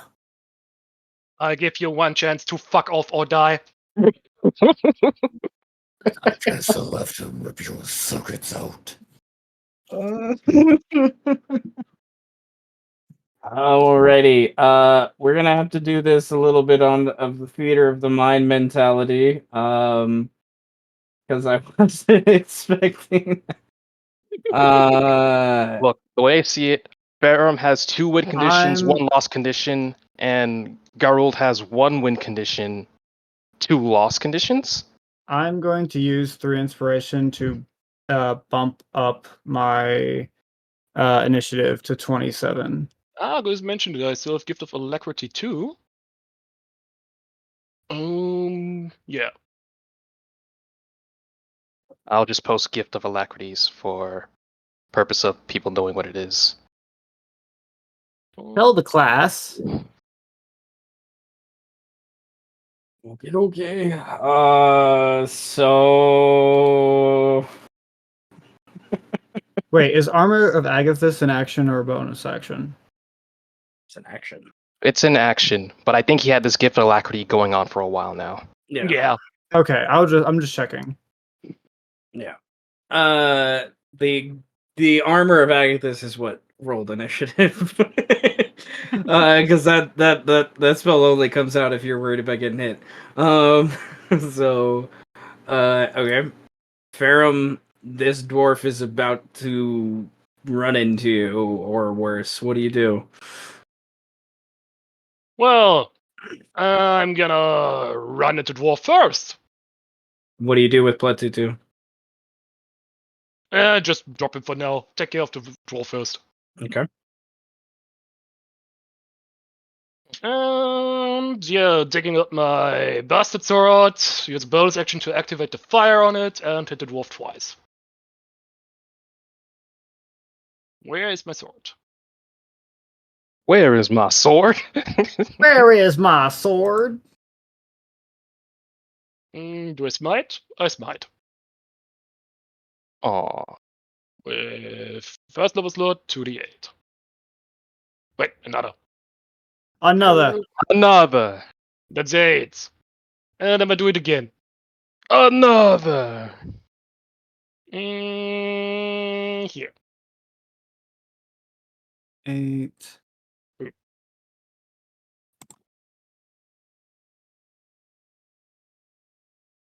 Da-da-da. All right, Garulvd ducks and weaves. The blade comes really close, singeing. His hair is cutting a little bit into clothing. Not quite piercing to where he's bleeding yet, but getting really close. Ferrum is attacking with great intent. Ferrum, is that your turn? That is my turn, yes. All right, Garulvd. The robot has run towards you. You can see 30 or so feet behind him. Pletutu is on the ground sideways in the bands of Bellario still. He's trying to break free. He's yet to be successful. I'm going to have him roll a check on his turn to see if he can break free. He has to get a nat 20 on his strength check. So he has to get a 19 or higher on his strength check. He has a +1 to his strength, so unlikely. But what do you do? I use my bonus action to drink a potion of invulnerability. Ooh. Welcome back. And Well, not welcome back. Took you long enough. Hey. took you long enough, mate. Get out of here. And then I will go Now welcome for 3 claw attacks. Oh, First fuck. 2 miss. Okay. Oh fuck. So you will take 14 points of And you take cold 15 damage. points of cold damage. Nope, I have invulnerability up, so I take 0 damage. Wait, do you mean you take 0? You take I half damage have- from potion of invulnerability. No. Like, are we talking about invulnerability to spell or invulnerability potion? Potion. Then that's half. He has resistance to damage. Okay. Fair enough. I know, confusing name, just like Chill Touch. Yeah, that's a very confusing name. It's a But little mislabeled. potion of resistance would make more sense. Yeah, that Yeah, no, that'd be too easy, bro. That'd be too easy. Too It's easy, magic. man. It needs to be senseless. So -7. Okay. And that will be my turn. All right.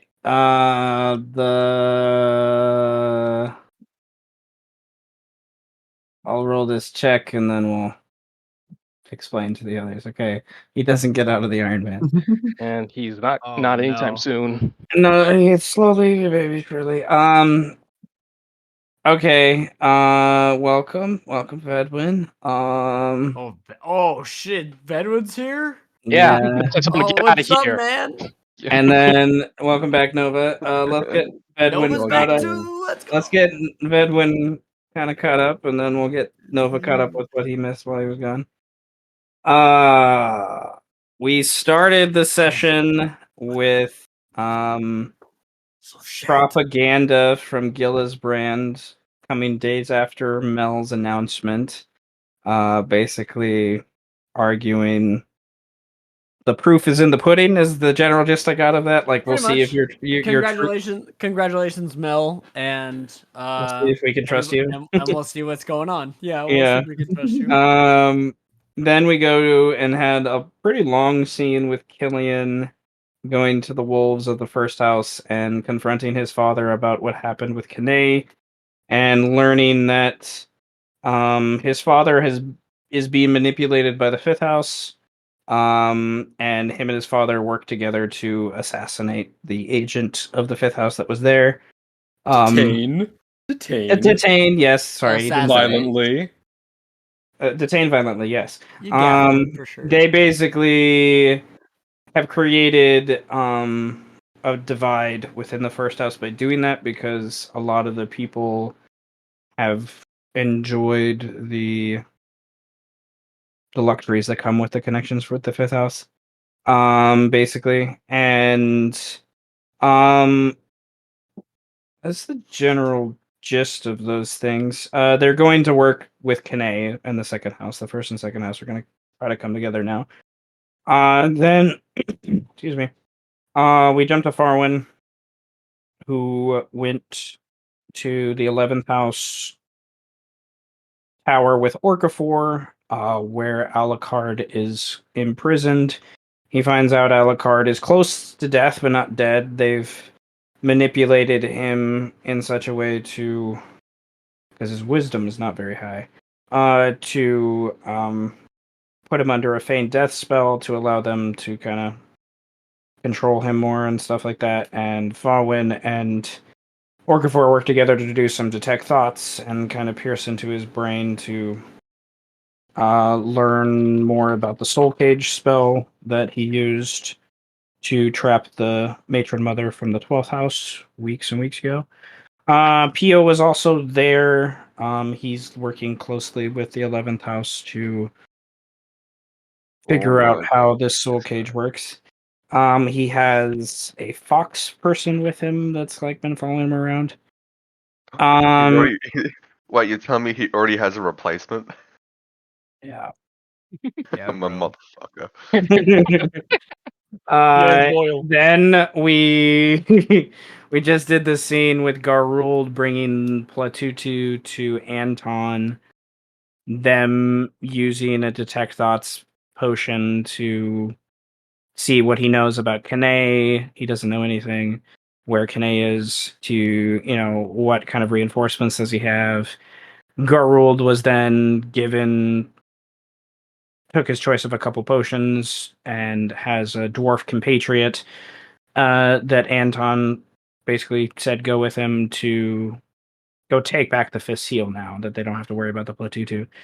But in the middle of all this, Ferrum followed them to Anton's abode, rolled some epic stealth checks as a giant robot, and with disguise self and stuff, was able to play off like he was a lab member in Anton's group and follow Garulvd to where the Platutu is, sneak behind him after Garulvd leaves, steal the Platutu from under Anton's nose, and then sneak out, and only at the last second did his stealth check not be high enough for Garulvd to see him flying in the air away from the fifth house. Garulvd being like, what the fuck, that's weird. This robot's not supposed to be there.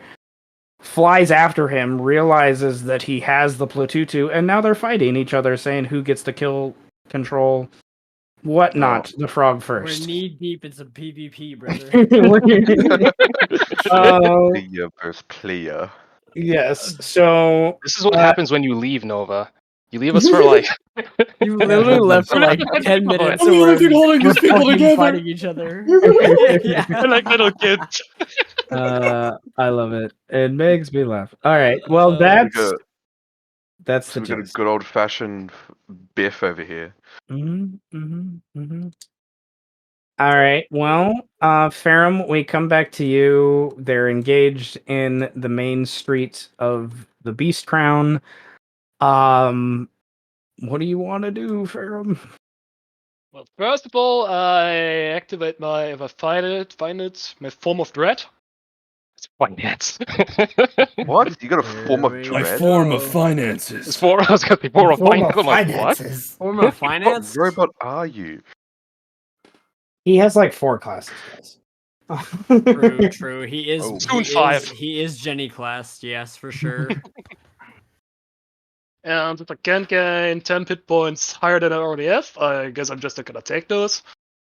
Yes. And once per turn, when I hit him, he needs to make a wisdom saving throw or become frightened of me.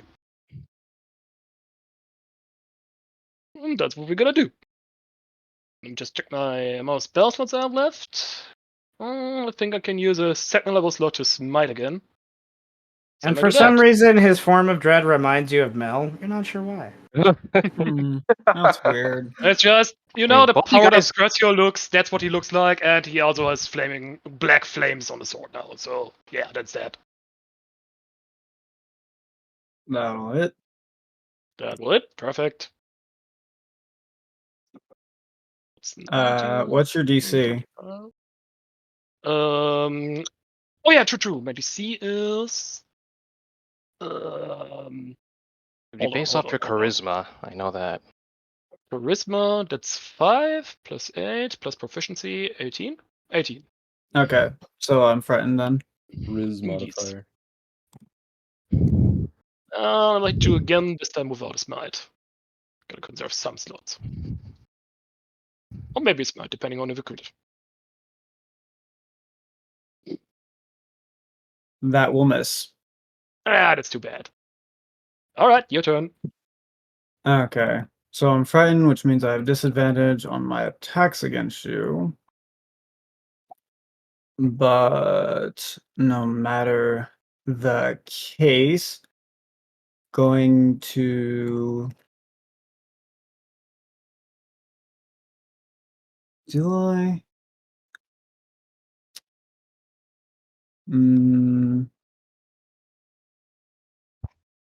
Just thinking real quick.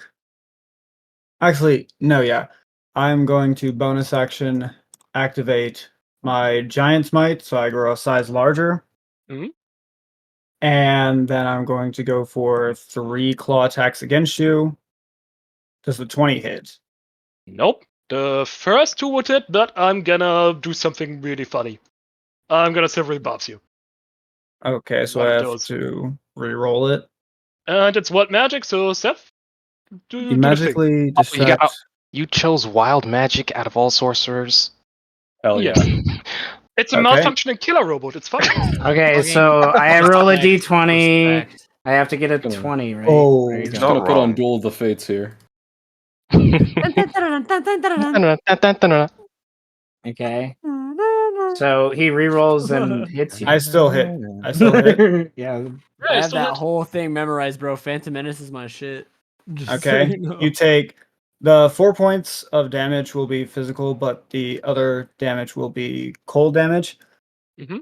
And then I have With the first hit, I have 1 temp hit point left from Armor of Agathis.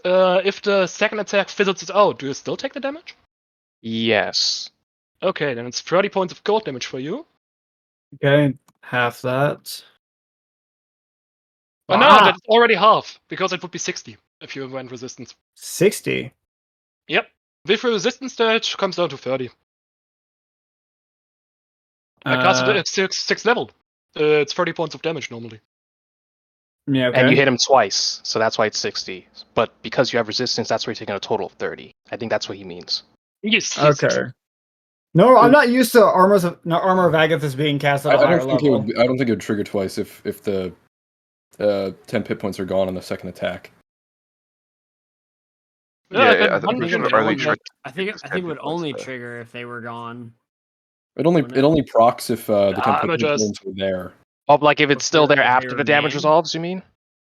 No. As in, like, you hit. So let's just say you deal 100 damage right in a hit. As long as even if there's 1 temp hit point there, it would still deal damage. But on the next hit, there wouldn't be any more armor of Agathis Yeah, there. but he's saying okay, like after yeah. those 2 Right. hits, he has 1 temp HP, so that's why I thought it would still he'd still Oh, take the no, cold. yeah. Yeah. Oh, You I can thought it was own gone. as Yeah, long as no. you're hitting and As there's long as you 10 have it, HP yeah, there, rocks. you're fine. Yeah. The moment the 10 HP is He is gone, gone, then yeah, after then he that doesn't have hit, to worry about it. it's- Yeah. Ah, okay. That's just Hmm. 15? So 15, okay. So I can add 15 back then. And then Seth, would you say during I don't think you would, so this is just a question of whether or not you'll allow it. Would you say that I've had enough time in this interim to essentially short rest or no? I'll just leave it to you. I thought because like last session we were doing stuff in the morning, but then it's the evening now. I thought both of you would get the benefit of a long rest. No? Well, I've already gotten I my had long time too. rest. It's just I use my action surge while detaining Platoon 2. I'm just saying, like, in that interim of me taking Platoon 2 Oh. and then getting to this point, would I have that? I don't think I would. No, because So- you went straight to Anton, so no. Yeah, that's why I'm just looking for that clarification. Okay, then that would be my turn. Okay. Alright.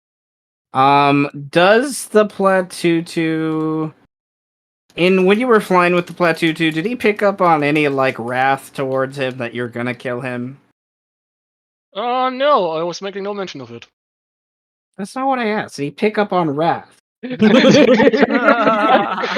you have Are nefarious you so intents? mad? Your intentions with my son, good sir. I mean, I'm a robot. I did have you do it with no, my frog? not really Alright, any body what language it- or facial expression, so I don't know how he would tell. Yeah, okay, I'll give him disadvantage on this insight check. He's gonna take on his action to like figure out who's the one that's trying to hurt him the most right now. I mean, if anything, he knows Garulvd is just trying to capture him, like yes, last time. like last time. So with that in mind, the at a 5th level, he will yell out a healing word to heal Garulvd for 18. Ooh, like it. Unlikely allies. It's only vocal components. This episode of Star Wars: The Clone Wars. All right, that is his turn. Ferrum, what do you do? I'm going to hit him again. Ease. I hit again. I hit you with my sword that is My on fire. sword. A fire. If we get to a 5th round of you guys still fighting, there will be guards running towards you. But What about the dwarf that was following me though? you flew rather quickly away. Yeah, that's why I'm So asking about him. I'm gonna put a third level smite on that. I have to remind myself. That's 53 damage. Pitiful. Pathetic. Shouldn't have told him stealth was optional. Should not have told him stealth was Oh yeah, optional. and with Okay. with At this point you see an eagle coming towards you that looks kind of festered and messed up. It's got Mr. mushrooms growing Ferrum, out of it. sir. It has mushrooms growing out of it, yeah, that's okay. But he used a wild shape to try to catch up to you. I knew he was a druid. Of course he's a druid. Okay. So Garulvd's getting hit. Alright. Yep, I got it. Alright, is that no, that's one attack. Okay. Do I make it this? Do I do this? No, I don't do this. I'm just gonna hit. Boom. Okay. Bam. Da-da-da. After that hit, I think Ferrum would see Garulvd's looking a little messed up. After that. But it's Garulvd's turn. He can do this all day. I didn't hear no bell. I can do this all day. Stop. So I am going to bonus action second wind for wow. I mean, hey, that's something, I guess. Congratulations, you done it. Hey, it's a little bit of something. It might come in handy. True. It could also end up at a magic number because of it. You never know. That extra 6 It might do could. something. It happens all the time. Then, okay, 3 attacks does They all miss. D21. Okay, I'll miss. Then Is- wait, no, I'm not frightened because your turn ended, so I'm not frightened actually. So these will true. be normal rolls, not disadvantage rolls. Oh yeah, they still all miss. I mean, yeah, I'm just saying. Alrighty. Blood 2-2. This is still going on. He's not sure what to do. Oh god. He's going to. He will use his action to try to break out of the iron bands. He got close that time. And then he will use his bonus action to cast another 5th level healing word because he doesn't want to die. I don't want to die. On Garulvd, for 16. And that's probably his healing word. I don't want to die. Save me, dwarf. Enul will get close enough. He's not in melee range and cannot get in melee range in any way, shape, or form. But comes in to the situation. I think because of the type of druid he is, his wild shape takes an action to come out of. So that's his turn. And then Ferrum. Damn, when you can't just pop out. He's not a circle of the moon, unfortunately. Damn. So, but that takes his action. Does he have a bonus action again? Did I give him a bonus action? Let's see. I don't think he was expecting to fight this in this situation, so I didn't give him healing word. So no, he doesn't have a bonus fair. action. That's fair. So, but he might be able to do this thingy. My man was Wait, about to go out he knew he was going to to. fight frogs, but he didn't He- prepare healing. He didn't prepare healing word. He prepared a different healing spell. Okay. Kind So of I thing. was gonna say, like, yeah, I'll still say, like, okay, it's fine, doesn't have healing word, but we were going to go to a fight. Okay, But that I takes still, an action. I'm still like, yeah. Yeah, it's I just fine. didn't give him healing word. Like he has cure wounds, he just can't use it because he uses action. Yeah, it's fine. It's fine. And he also has another spell that will be very helpful. Oh, survive. Ferrum, it's your turn. Alrighty. Put him on some I'm boss gonna do music the now. attack thing again, and this time I think I'm just gonna go all out with it. I'm casting Branding Smite Ooh. Yeah, it's your bonus action. at 5th level. Mm. That's 5d6 radiant. I'm gonna roll it separately in just a minute. And I'm gonna do another 3rd level smite. Do I have it checked? I do not. Boom, 48. And attack. Okay. Ooh! Oh! That is That's- And damage. that's not even the branding. That's not. Yeah, that's not I'm even the gonna roll that. branding. It's 5d6, right? 5d6. 11. Oh, Low damage, good. 50 low damage. Okay. 50 something. I'm already calculating it. 56? That's 56. Yes, 28. 28, yeah. I got a calculator. Don't worry. Alrighty. that's half my health bar. Oh, and a wisdom save, please. Your health. Yeah. Wisdom save, yes, the dread. No, probably never gonna hit it, but it doesn't matter. I'm just Okay. gonna A hit single normally one more attack would time. have like witzed me.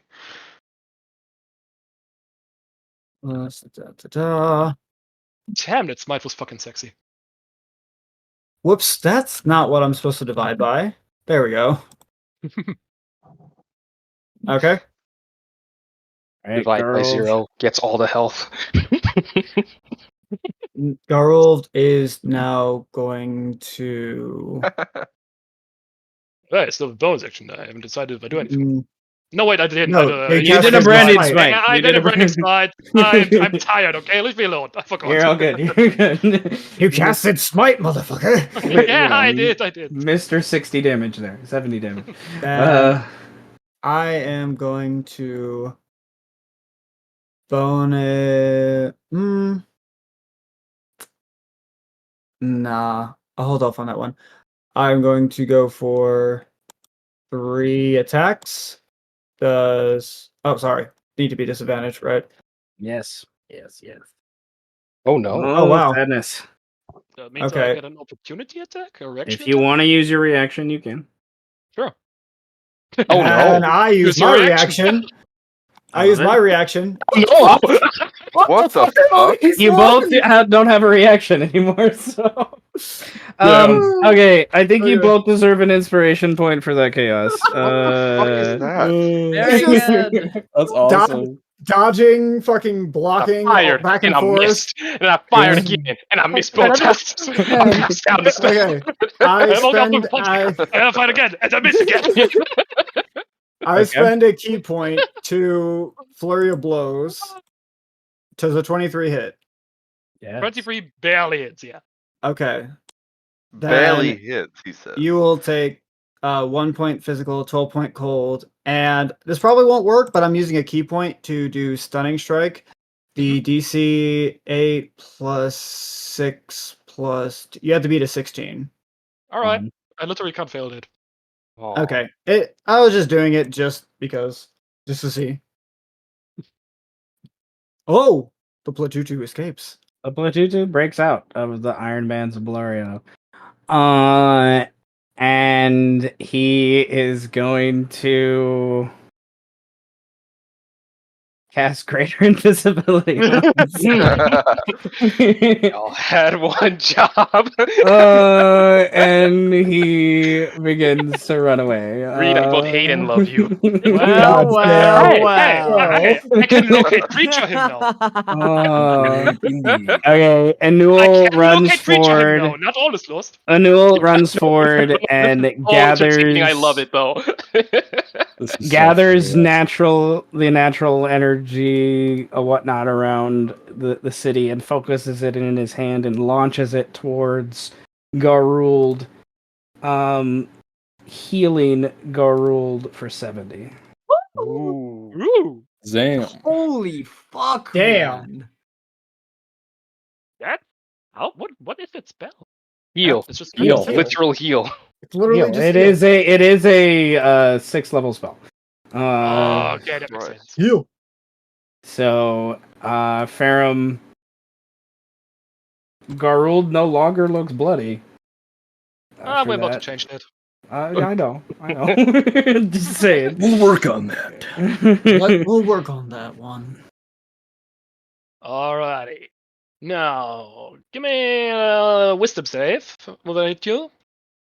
Boom. Nope, I do not. That misses. Misses. Oh! And What's misses with again. these fucking rolls today? Holy fuck. What are these fucking rolls? Okay, so any bonus actions? I mean, from what are you, the odds? Oh, what were the odds the last round? Yeah, exactly. At this point, let's just watch the show unfold. Just everything is just happening. That's just what it is. Okay. Dodging, weaving, kicking him away. Ferrum, is that your turn? That is maybe my turn. Wait, hold on a second. Do you have a bonus action?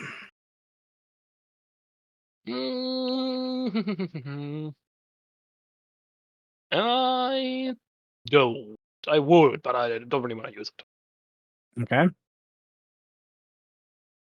Garulvd. Okay. You feel a lot better Then- now. What do you do? Okay. I am going to take 2 points of damage as I activate my Crimson Right. And it'll be I'm pretty sure I gotta remember which rights I have. Screw it, Right of the Storm. So I'll deal an extra 1d6 of lightning damage. Pretty sure it is. Either which way. Then 29, 34. The 19 misses. So that'll be ignore the fire part. It's lightning or whatever. So yeah, All and right. I'm swapping the cold damage to lightning damage as well. So that's all just lightning damage. It's 18. I need a calculator and do it in math. It's 18, 34, 41. 41. Alrighty. I'm getting there.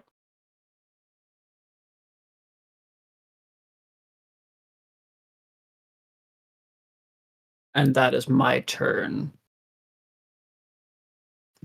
All right, the Latutu dashes.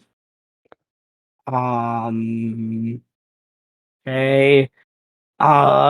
Enul is curses in Dwarvish under his breath about this whole situation.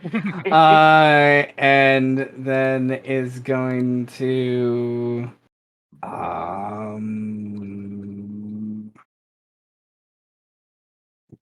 yeah, he's angry. He's going to You don't say.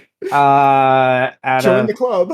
at a 5th level he will I need a con save from Ferrum as he blights you.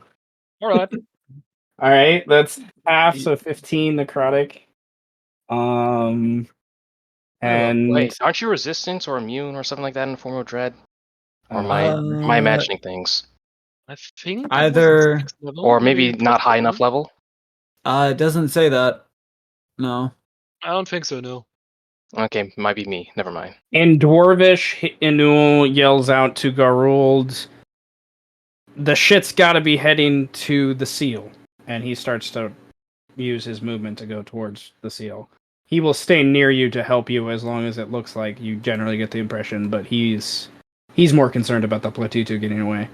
Garulvd would respond back, free action in Dwarvish. We have a threat in front of us. Deal with it first.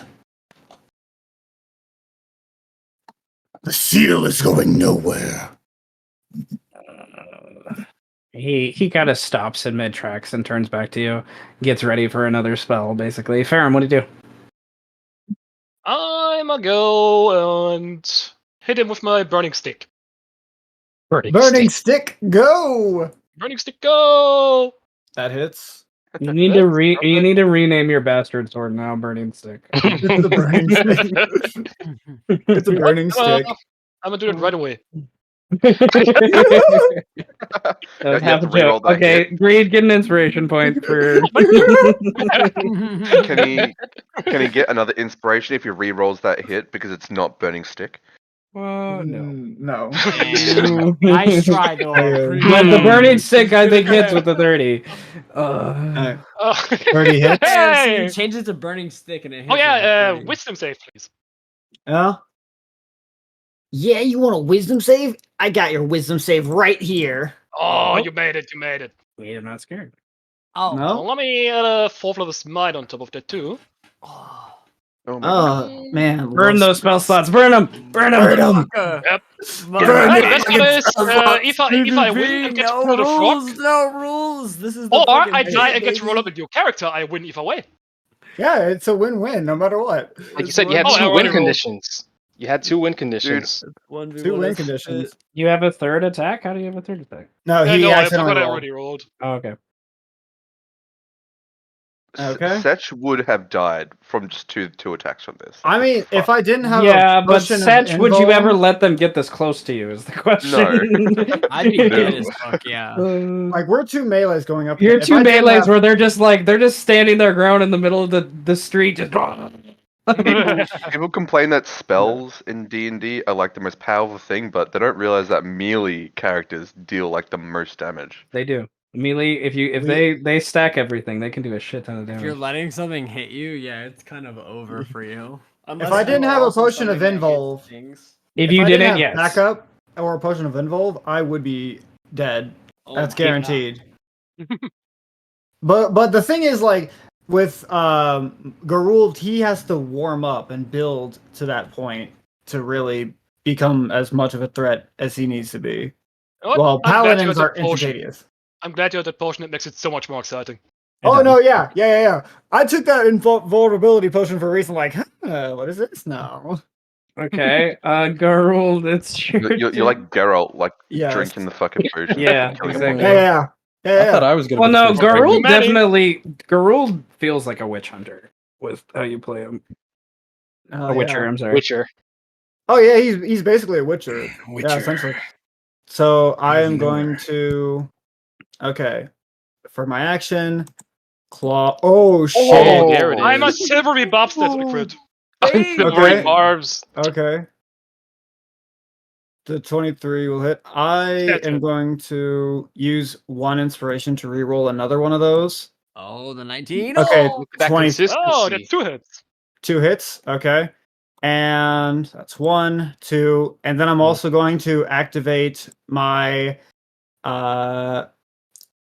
yep. Hit a creature using attack. Yep. I'm going to activate my fire rune.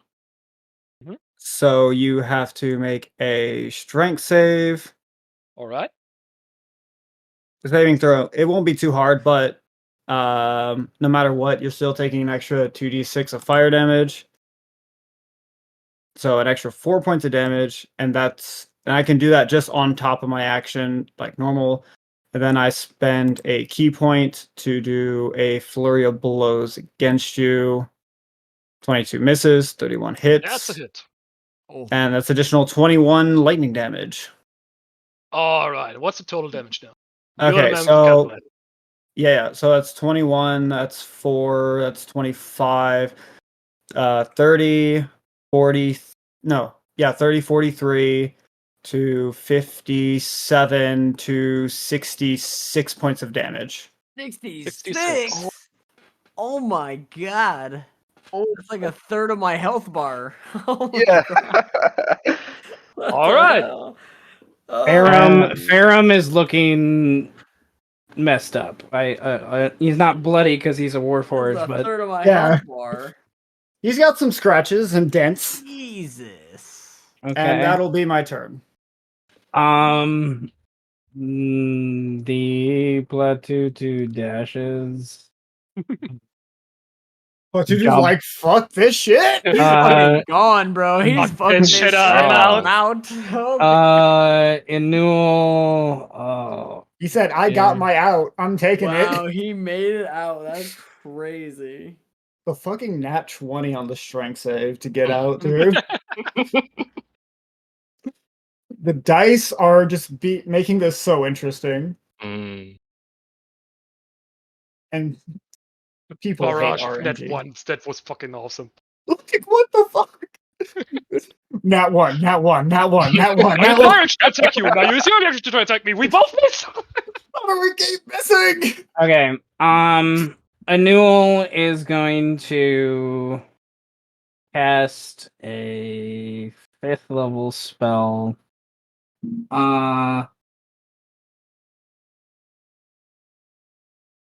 It will activate 60 feet behind Ferrum and come to grab at him as he calls upon the wrath of nature Oh shit. to grab Nature? at you. In this damn city? I know. It's a bit gross. Nature. It's a bit gross. Hey, Nowhere. Hey, relax, man. Some of us are really good at the nature of this city. Okay, there's no grass or undergrowth, there's no trees, but there's rocks. So there's no roots or vines, so he's Rock going and to stone. use a bonus action to fling and try to hit you with a 23, which does hit Ferrum, and he's going to the slashing damage isn't there. He does 6 points of bludgeoning to your face with a rock. Woo! Real That's talk, Seth. How many people see this now? This has been going on. This is going on for a Oh while. shit! Yeah. You failed to save. Yeah. The one time. Like, I imagine You fall Orcafor. prone. He falls prone for being pegged in the head. That's hilarious. I mean, it is your turn next, so you'll just get right back up. Yeah, But just that's get right fine. back up. Get an inspiration point for being pegged in the head. And that is my turn with him. He will move. No, he's not going to move closer to Ferrum. No. No. The Ferrum, what do you do? Well, I'm at 6 inspiration. I got silvery buffs. Does it, which means I get advantage on my attack roll anyway. Does it mean I get advantage on both attack rolls now? Because I have to use it. Yeah, you gotta use it. Gotta If use you're your over your info. limit, if you're over your limit, you gotta use it. Yes. All right, then the first attack is gonna be from the silvery buffs, and the second with the overkill inspiration. Misses All right, and misses. misses. Nice. You had advantage too. Any bonus? Ferrum's getting tired. There's a creak in one of his right shoulder as he's swinging back and forth. All right. Is that your turn, Ferrum? That's my turn. All right. Okay. Garulvd. Garulvd is going to. Did Ferrum tell Mel or anyone that he was doing this? Nope. The only one that kind of knows is Fauwin, sort of, and Fauwin doesn't know this is happening right now. I don't know this is happening. Yeah. Fauwin contracted me. Fauwin is just looking at contracted the Ferrum deadline. to kill the Platutu. Okay, so I'm guessing I wouldn't hear any of this being on top of a wall destroying a... No, you have no Then idea. Not by this point. We're far from the wall too. They haven't made enough noise yet for the I'm extent just of the going city. on a walk to an office. Okay. So I bonus action activate my elemental tattoo for additional 1d6 of lightning damage. And claw. Oh, what the fuck? And you'll take Oh. I have to actually I can't do this mentally. And you have outright killed me. 97 points of damage. Oh. He has Yeah, not that's- outright killed you. He brought you to 0. No. The first attack brings me to 0. The second is a crit, which means 2 failed death saves. That's Well, true. it's Yeah, auto anyway. crit if you're already down. It's auto Yeah, crit if true. you're already down. And the third attack then just kills me. Oh my goodness! Well. That was an awesome fight, and I get to roll up a new character. Win-win! You're not dead. Booyah! Isn't it your full Well, health bar or if something? there's anything, the secret goes to No, the no. grave. So, But well he done, forced death Sentinel. saves. He forced death saves to happen. So Yeah, well done, Sentinel. You have performed well. I At mean, least- hey, I had to have backup. That much has to be known. If I had no extra healing, I definitely would have lost. But because I was that essentially was a boss tough fight. battle. I'm supposed to lose. Damn. I think And Oh, for goodness. additional flair, Garulvd is like so pissed off. He is just continually, even though you're already dead, clawing into the bits of machinery and metal, and just by the time he's done, you're just scrap all over the Perfect. ground. Oil Like Rocket everywhere. Raccoon mauling someone's face. Oh. well that happened. That happened. What am I gonna play next? Everyone get an inspiration point because I have them, and that just happened. Can I get the inspiration I took to the grave just to strike? You can give your inspiration to strike, considering what happened for now. That is fine. I did not expect Ferrum to die. That's okay. I hope I I'm mean, not next. Someone had to I- fuck I- around and find out. I turned down bodyguards, so Well, this was Garulvd. That was awesome. Greed. I love your candor about it. Because I know people I played with people before that would be pissed about that. So I appreciate your We all candor. know what we're getting That's ourselves insane. into, and we Yeah. knew this was a long time coming anyway. So I was ready. prepared. I was literally prepared to die because I'm like, Paladins are not a fucking joke, and I need time to really build up No, that if damage. I think you might have gone before Anil would have shown up, because if Platutu didn't get that wisdom save, if he would have failed that wisdom save, he would have healed Ferrum, and then you would have... Yeah. Then it's like, okay. And then Anil would come up and have to fight Ferrum by himself. Yeah. He's a pretty powerful druid, but I yeah. mean, what would really have made the fight a lot more easier is if I saw Platutu even faster, then I would have activated all of my things before even initiating the fight. Yeah, that makes sense. Well done. What did you? Okay, you destroy Ferrum's body. Holy moly! Okay, there's now you get to take my magic items. There's items you technically could grab. Yeah. I'm gonna do a wisdom. You want a rundown of what I've got? Oh Let god, me do a wild wisdom werewolf. save just to see if I at least beat my natural if I beat my wisdom score, then sure. I don't. I am way too pissed off. I am way too pissed off to worry about what you have on you. Let's get another inspiration point for a roleplay your character that like that. That's cool. Hell yeah. And my next character is gonna magically find it. Oh, whoopsie. Hey, what's this? Oh, what's this? You're out front of the 11th house. Bruh. No, those items are gone. Bora's gonna be like, what just happened? Huh. That's a really nice sword. God. Drop this. It'll probably make Alright, training a lot better for him, man. How much gold at level 16 and how many magical items of what kind? Goodness gracious. If we're doing the rules for me, it was 6,500 gold. At least I remember the starting gold. It was like 6,500 or so. I need to look that up. I don't remember off the top of my head. What it is, but Francis is on the right track. I remember the gold sounds right. 6,500 sounds right. 6,500. I'm just excited. It's been so long since I built a new character. It's about time. Yeah. 6,500 sounds right, and then I'll look up the items things. I know you guys start with a feat. So I was I got 3 uncommon, 1 rare. That sounds right then. Yeah. Yeah, you guys aren't quite high enough level for very rare. Well, maybe. Then Free Queen still off the table? What? The Bugman, the Free Queen, are they still off the table for this campaign? Bugman. Another 3 Kreen? Okay. It would. You are correct. 6,500, 3 uncommon, 1 rare, and then normal starting equipment. 3 Kreen. How many times in the last 6 months between you and another character? There's this other player that I played with that we talk about 3 Kreen all the time. It just makes me laugh. I've made 3 Kreen have a place in the world.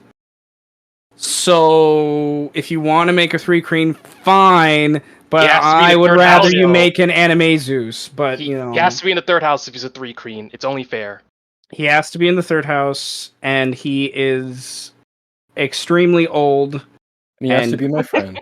Like extremely old, like for a 3 Kreen, to have traveled this far away from him, because their homeland is Australia.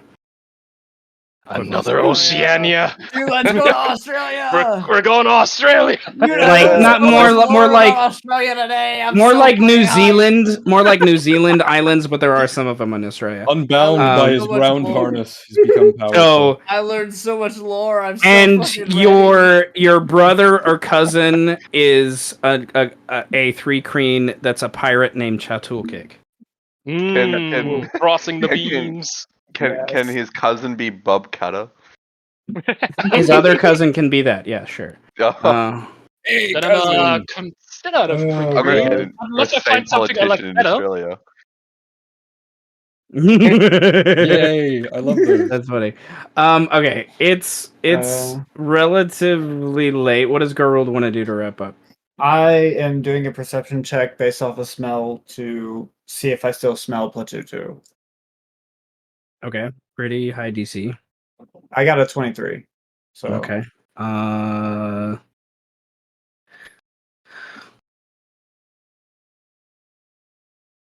I think you would follow him through the streets and alleyways to about this point, and then you would lose the trail. You would agree with Anul, who's following you with you, that he's probably making his way to the few places where he knows he's safe, which is the second bind. But yeah, you're not sure if you'll be able to catch up to him before he gets there. I mean, I still have the potion of flight. I'm still fast, but Yeah, but he can I? got like a good 15 seconds, Yeah. 20 seconds head start on you. Yeah. Can I do one more perception check based off of smell? And if just to say, like, I won't go past. I won't go inside, but just to see if I could catch him before going inside the walls. All right, you got to be at 29. Okay, it's possible. 18. No. Okay, you're not sure where he is. Okay, then Garulvd is going to have to settle for that, and he'll go back to the fifth house. Extremely pissed off. I thought the Platoon was dead. That's who I thought was going to die. Like, I totally was like, before I prepped today, I was like, Platoon 2's dead. I wrote that down in my notes. Like, underlined it. Like, he's dead. And then now That it's is, like, It seems You can't keep getting away with this! it seems you misspelled Ferrum. Now the robot is dead. It seems you misspelled Yes. Ferrum, not Platoon. yeah, I know. Okay, well, I would like to, since Ssech hasn't had a chance for some spotlight before we wrap up, to give Ssech a chance to get something done this week. Take some Advil. Ssech has one more terrorism. Has This fucking the guy. previous early in the morning, you destroyed disintegrated parts to the ballistae after being asked by the Tarask to do so. You It's a then headache. It's just a fucking headache. you insinuated that you needed to take a long rest to basically have enough spell slots to continue. Which the implication I'm giving is like around it's not immediately around when all this is going on. It's probably somewhat later in the day. That's fair. After all this is kind of wrapped up. What do you want to do exactly? So I'm gonna cast, but not to the wall. I want to get to the face of it. Okay. Takes you 15-20 minutes. More to the 20 to kind of sneak past and make sure you're not heard as you go. I don't need a stealth check. There's lots going on. You're invisible. If I would undo invisibility, would I be seen at the head of the Tarask? Oh yes. So there's like wolves and the few Renas that are here. Oh goodness. Idea. And a Renas with a big red feather is around all these people as you come here. One That was was quick. Do I know him? This is hours later. This is hours after. When Ssech is returning after his long rest. Ssech slept most of the day to come here, so like the sun's coming down by this point. I'm just gonna ignore that frogman because I don't really know him. I think. He's just scared, giving out orders. They're on extra alert. They're so concerned about a dwarf that they don't like that's what they're looking for. So as you're like, as long as you don't make yourself look like a dwarf, you're probably okay, even if you were to show up. You notice his pants are a little bit more wet than normal. Oh yes, For a frog. definitely. I'm just A gonna- slight smell of ammonia. I mean, yeah. I'm gonna just touch the. I guess the. Robot. Robot. Robot. Come on, the robot just died. That's kind of insensitive. Come on. Insensitive, bro. Stealth robot. Stealth robot. Stealth robot. My Fucking sentinel. My sentinel. goddamn 30 in fucking Rip. full plate armor. Rip to the stealth robot, man. I think I'm gonna make another Bedwin, can stealthy you heavy armor say that roll. again? You cut out. Can you say it again? Oh, sorry. I want to put my hand on like the nose of it, or the side of its eye, close my eyes and let the headache kind of take over. Oh. I've got some questions. You notice as you close your eyes and you're this close to its skin that the headache that pounds in your head is its slow, ever beating heart. It's just Oh shit. And do you speak primordial?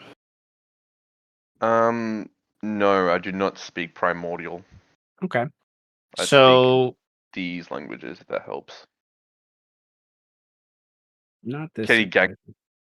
Oh. He cannot gang sign Any you. gangs. He So cannot gang these sign you. pen is. It's just gang signs. What colors are he? It basically, and like weird drawings and things. Nevertheless, I need to open up a sheet. There's a sense that you get that you could speak to it if you spoke primordial, but you have a connection to it. It will not answer in words, so to speak, but it can give you answers, and it seems curious and interested that you want to know instead of to just. I'm gonna kind of, relay to it, like who am I? Like what speak to it. I just want to relay that to it. Through What the are connection we? have. Do we exist? What am I? Are we just a DSL battery? What are we? What are we? I don't know. Keep giving me these mixed messages.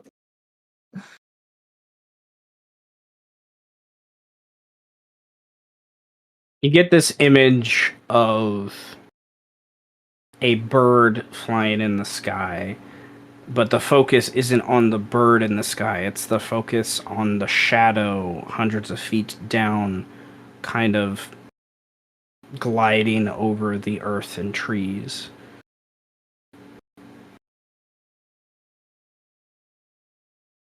Oh. Is that Master, it? who's the bird? Is that all I get from it? That's the answer you get to that question. Right.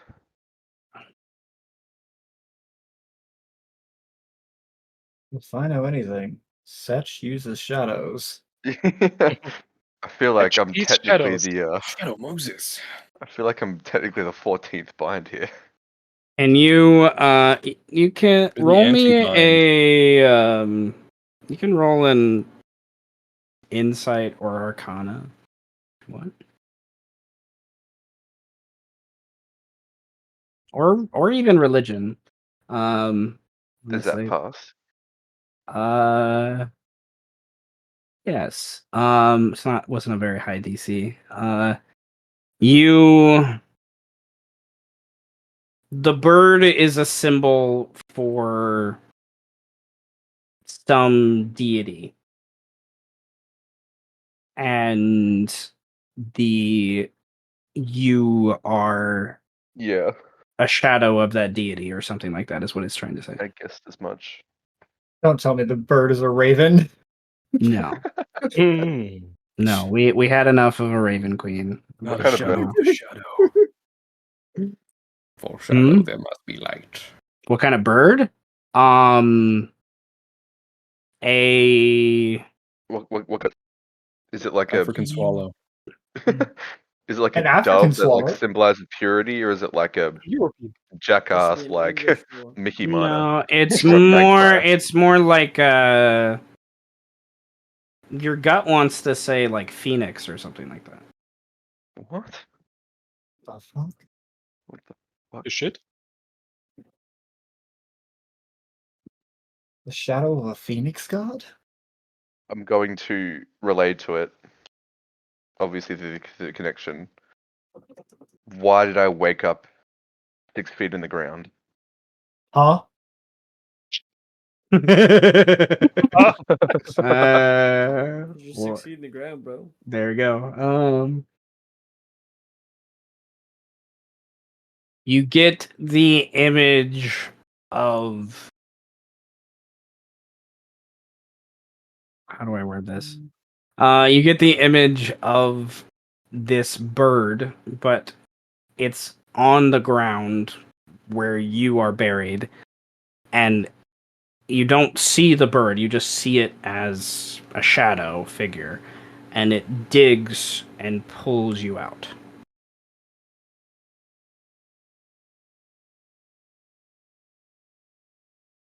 What does it mean? I guess I'm getting resurrected. That this god Ugh. wanted you to live for some reason. Yeah. Roll a perception check Oh my god. What is as my part purpose? of this imagery to see if you notice something. There's an old If man that in the doesn't, bush. it's also a point to pass to reroll. That does not pass. Smash. Okay. The bird is a shadow, right? And it's digging from you.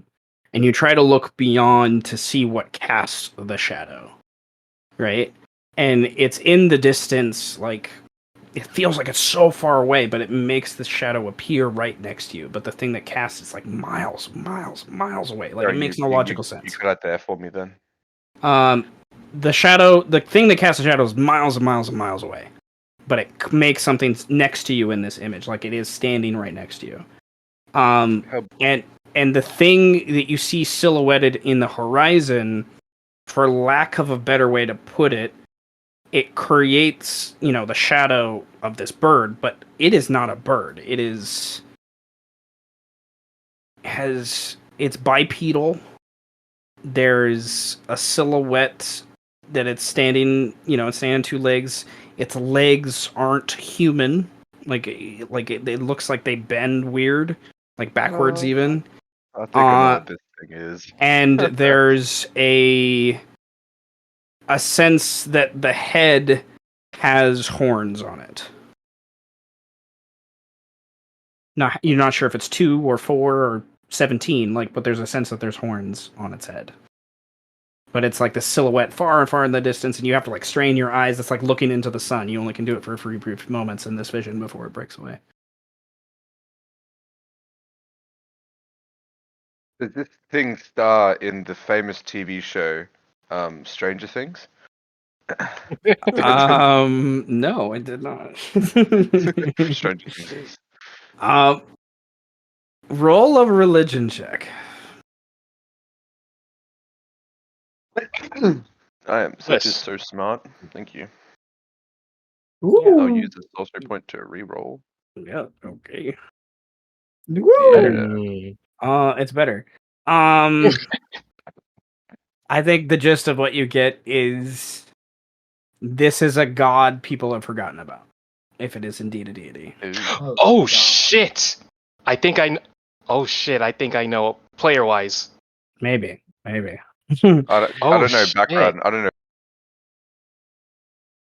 I don't any. Exactly. That's why I'm loving it. And All if I it know is is what I think it D&D is, lore, oh so- shit! So I will. Who was I before I was in the ground?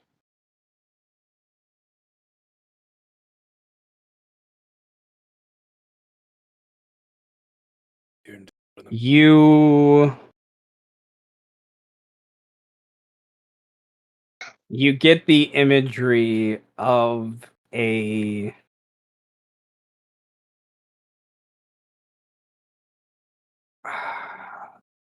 it seems like it's very long ago. It seems like it's something that that the Tarrasque remembers rather than like it's trying to create imagery for you. It's actually something that may have occurred.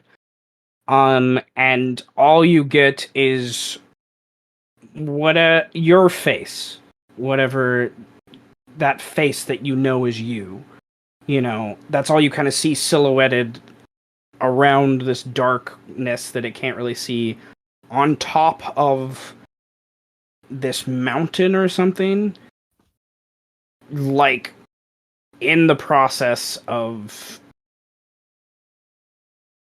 calling to something, some higher power, some higher being, to aid in what has bound the Tarrasque in this position. Like, you were someone that was part of that initial fight, and someone that was pivotal to why the Tarrasque is bound to where it is. Am I calling to bind it, or am I calling to stop the bind? It's unclear. Mm. And roll an insight check with that question, actually.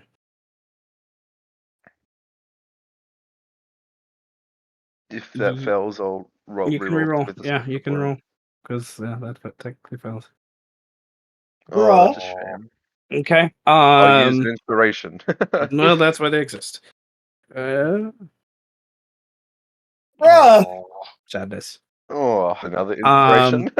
You Take mine, lore. That's what can happen. Is someone else can give you I one. love lore. We want the Oh lore. yes. Okay, 21. Lore. Oh. I was looking for a 15. Okay, so what was the question exactly? My brain broke. My brain farted. Am I the person that's trying to Oh, bind the Tarrasque, or am I someone that's trying to stop the bind? I guess this is a question that I have for you as a player. What do you want it to be? Oh shit. Like, I'm kind of thinking some Dark Urge vibes here. You know. Oh, Shit, no. Okay. Now, like, which one? Like, embrace or redeemed? Nah, embrace. I'm feeling embraced right now. You are getting imagery, more clear imagery now, of you think a drow. You were a drow. And Nobara. you were part of the small group that was, for lack of a better way to put it, almost herding the Tarrasque across the country, while the walkers, the leaders and warriors of the Animaesus, were desperately trying to fight it off and destroy the tower that was its conduit to this plane. For context, was this whole thing a previous campaign? That part, Yes. Yes. They accidentally woke up the Tarrasque in the previous Oh campaign. my fucking god. Holy shit. Well, I'm I've got not you guys to surprised. thank for this. There was this scene where they came to this cave, they found the Tarrasque, they ignored all the warning signs about not activating the ritual, and then they find an iron flask next to Tarrasque that's there for that dire emergency to put it in the flask so it doesn't wake up. And they decide to put it in a bag of holding and forget about it for the rest of the campaign. Oh my god. And then the Tarrasque wakes up while they're trying to fight this god and is destroying their homelands. And yeah, This feels right. yeah. God. It was an entire epilogue to get to this point, but nevertheless, yes. Could I possibly met them? Say what? I'm sorry. I just want to know for cool factor purposes. Did I ever meet their characters? You would have known Iconero, like personally, before he switched sides. That makes sense. You would have known about the goblin warlord named TikTok. Yep. You would have Yes. you would have had a mage battle out during all of this with Levi, this little Trokill badass fucking fire cleric that gave you a run for your fucking money and probably was the one that killed you. This Trokill This character cleric. was it? They're dead first. They're not playing with us anymore, unfortunately. Oh. But as Sky's character, their Boom Boom is their name in chat. But their Trokill cleric of light was, oh my god, so powerful by the end of it. Crazy. The things they could do. Everyone else either died or had something weird happen to them. She I know during the campaign, definitely no. No, during the campaign, no. Maybe in the aftermath with some of the wars that happened with the Taras, maybe. Hell no, Smoky Mountain. Smoky Mountains was long gone. Yeah. What about Lance's character? You wouldn't have met Lance's character. Oh, no? Darvin. Darvin? Yeah, dude. Darvin. Oh god, yeah. Darvin would have been the other one with Levy that would have been Yeah. on the front lines that you would have had to that was leading an army of Animaesus versus the Tarask. Like this short little weasel man that had 20 different weapons that came in from out of his bags of holding, one in each hand. God, I will never forget that ending fight with him and George the mouse and George the evil Shadow Monk Warlock versus a champion fighter that just pulled out a weapon every time it broke to just keep up with this Shadow Monk as That was one of the few moments where I turned to another player and be like, well, everyone, your BBBEG is actually the player. Spoiler, it was Joseph, for those of you The who whole know. time. The whole time. That fight was intense. Oh, and then it's been a while since I've talked about, but my brother's character would have been around too. The beetle man, the Coleoptid. He was a cleric of nature. Probably would have summoned Wrath of Nature and other things on you during some of these fights. But it was like wars where it's like hundreds, if not thousands, of Animaesus and dwarves and gnomes and whoever else came to help them versus a Tarask and a few hundred at best drow and goblins that were still loyal to the cause, trying to skirmish them in the process. So your character was one of those people leading that and died in the process of all that. What happened to Boris again? Boris, he was the Lupin, right? Yeah, the Lupin werewolf blood hunter. Yeah, I think my brain canon was always the idea that he was one of the original members of the First House that established it. After the wars and whatnot, was involved, but was one of the, maybe not the first Binder Lord, but helped establish that idea of the Binder Lords kind of thing. Am I related to the matron mother? Yeah, like she'd be older? you'd be older. Yeah, she'd be like your younger cousin or something. Oh my. Or you could say sister if you wanted to. That's fine. It would make sense. Oh yeah. But what happened to you in the gray? You're not a drow now, right? Yeah, so no, I'm not a drow anymore. You're some weird fae thing now. So whatever deity this is has that kind of power.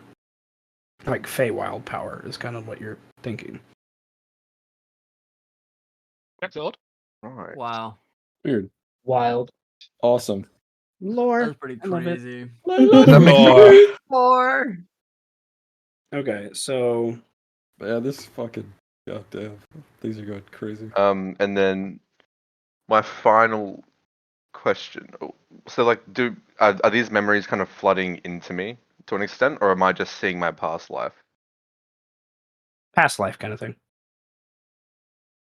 Flashbacks. But it's through it's not your perspective, it's you seeing you through the Tarask's eyes.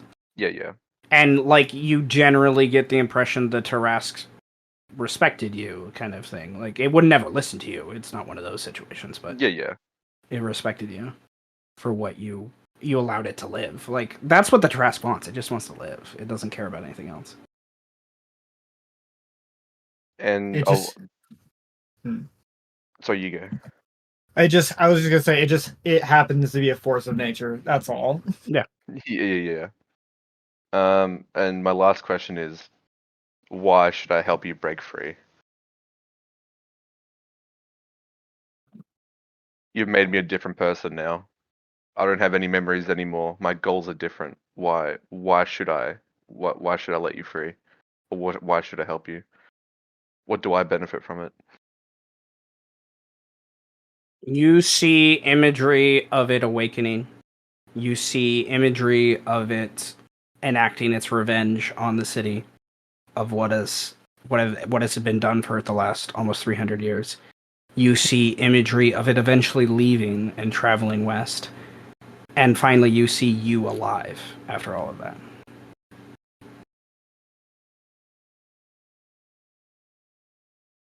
I think the Taras needs to roll a persuasion check for me. Damn. Okay. I will spend an inspiration to give it advantage and Do whatever you want. Do whatever you want. Do whatever you need. give it to Make it more. Nova. Oh, 19. Oh, it's pretty good. it beats his passive insight. Yeah, that is higher than my passive insight for sure. Then I will say to it, can you make me remember everything?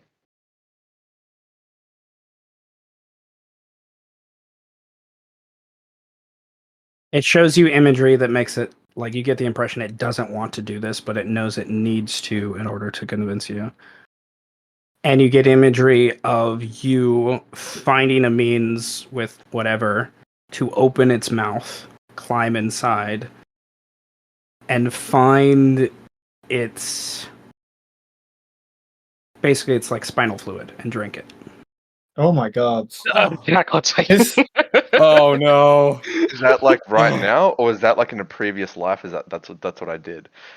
That's what you need to do now to remember now everything. This is gonna end up with a fucking Attack on Titan finale. I'm gonna be so fucking. Oh god. Oh, so that's what the first is that what the first dream was that I had? Oh Yeah. god, Aaron, no! No, Aaron! More or Remember less, yeah. when I More or less, woke up yeah. in like a sweat with like Birdman and Mel? Fucking Armin? What the hell? Yeah, more or less. You just wake I up and I'm will- on the couch smoking weed. Like, what's up, man? Well, All right. Damn. Down. Now I'm I'm gonna curious. see. Anytime that I've eaten Tarask meat, what's happened? Or Like, has it just been felt normal?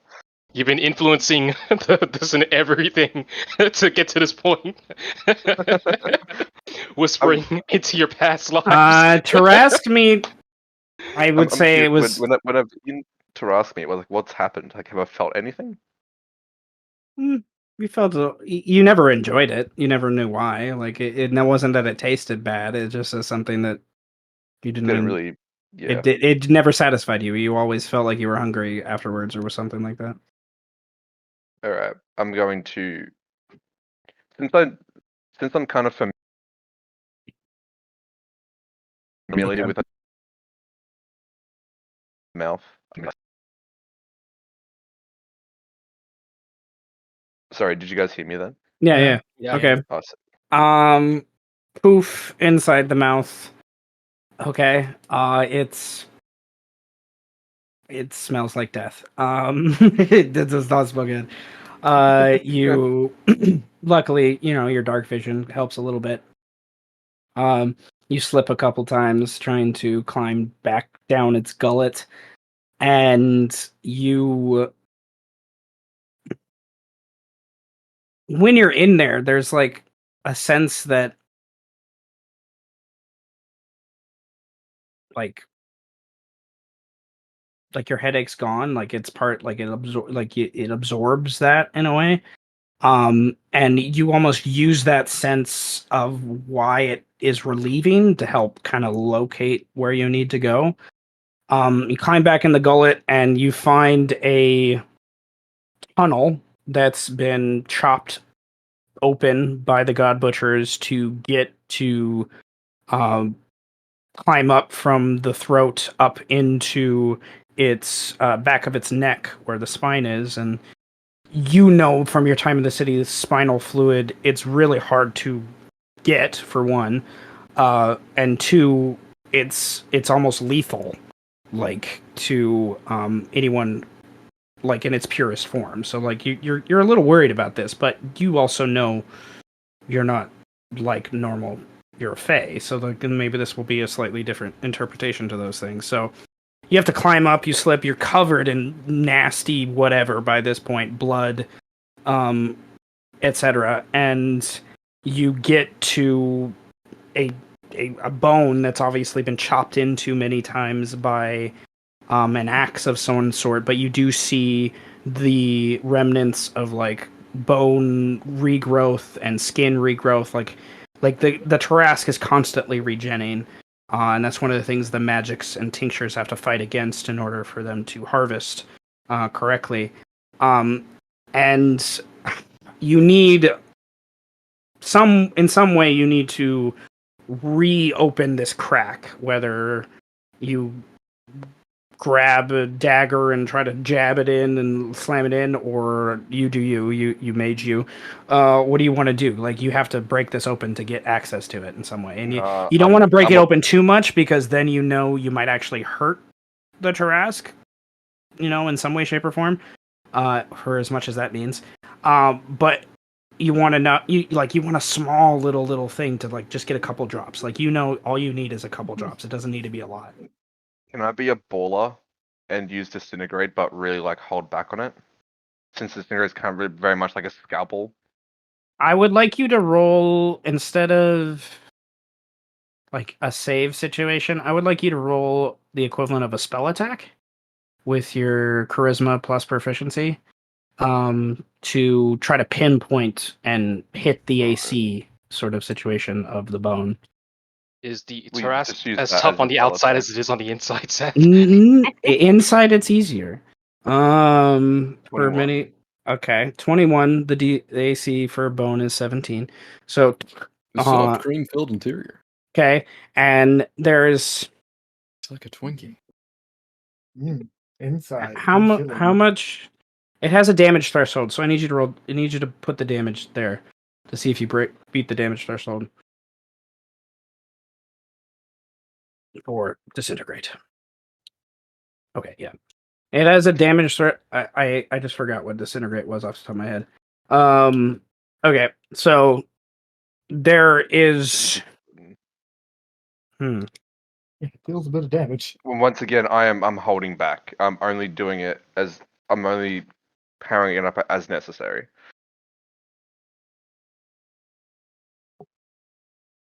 I cast Power Word Kill, but I'm holding back. I want him and to be Luke mostly dead. I do not want to kill him, but merely sort of kill him. Maybe a Only little half kill too. him. I would like to incapacitate. I want Maybe, to. maybe cause a heart murmur. I will If show you- him my peaceful ways through force. With great Through prejudice. words and death. Okay.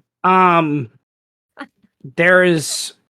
You shoot the energy. It latches and kind of almost encompasses and absorbs into the bone, and it like vibrates, and then the bone starts to just crack from in to outward, and you see this yellowy green it's dark, you probably can't see the color. You see this oozy stuff come down, and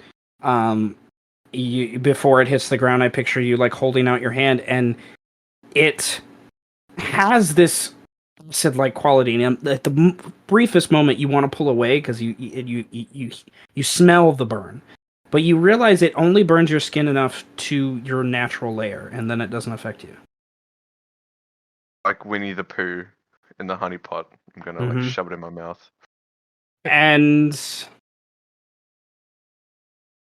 okay, as you shove it in your mouth, you're like, it's tart and sweet and nasty, and there's so many flavors that go through, and then you swallow it, and as it goes down your gullet, you feel your body react like impulsively, like it's poison, that you want to yak, and you have to, like, force yourself to really swallow it down, and you have to close your eyes just to do this. There's so much effort you have to put into that concentration, and when your eyes are closed, it's hitting your stomach, and you feel a drip of it start to hit your forehead, and then a larger drop right in your eye. And you open your eye, and you realize the crack is giving way a little bit from these things. And as you realize that, you are forced to roll a con save to see if you can maintain your concentration well enough to do anything else.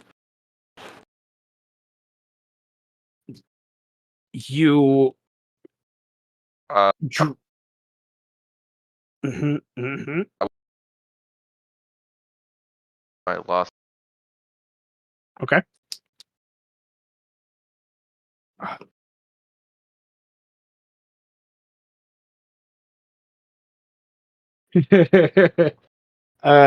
Okay. So you gonna reroll? Yes. Does that pass or fail? Because No, I'll use an inspiration. that fails. That fails. Can I get advantage? Yeah, sure. Yes. Ooh, not the Woo? best. Okay.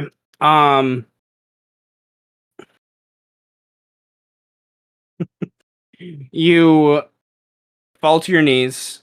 There's this wrenching pain in your abdomen and chest. You dry heave, grabbing, hurtling over, and as you do, you are being rained upon by this fluid as it cracks. I mean, you can't move, and it's just like dripping on you like molasses. Like if you've ever seen 101 Dalmatians when Glenn Close falls in the molasses, like that's that kind of thing going on right now. It's just all over and it's nasty, and you just can't even wipe it away. It's just there. You just have to hold yourself. If you stop holding yourself, you feel like you're going to explode. Yeah. And you. I think we need. Oh God, I don't even know how to describe what happens next. Oh my God. Like, there's the equivalent of like a large gaseous burp that comes from the mouth from outside to the Renos from this that happens, and some of this ooze spills out of its mouth, and the Renos, some of them get absorbed and like get acidified and liquefied in the process. The frog hemoths jump away in fear to create some chaos. The god butcher's having to like kind of gather that chaos, and there's like 100-foot wide pool of this ooze that just starts to seep out of its mouth. And at some point within the next 3 hours, Ssech comes out. His clothes are gone, destroyed from this acid. He is fine. And the first thing they see is you in your natural form. Hey! Would you like to explain to everybody what my natural form is? Yeah, Seth? and it's explained your natural. You can explain the natural form if you would like. Yes. So, as Ssech walks out, he is Magical gold transformation. again. His nose is very like sunken in. He's got like it's like a Voldemort nose, but it's a little bit more pronounced. And he has very long fey, like extremely long fey, like ears, and his face is like and his skin can kind of shifts as well. Like his skin kind of shifts with a grey light.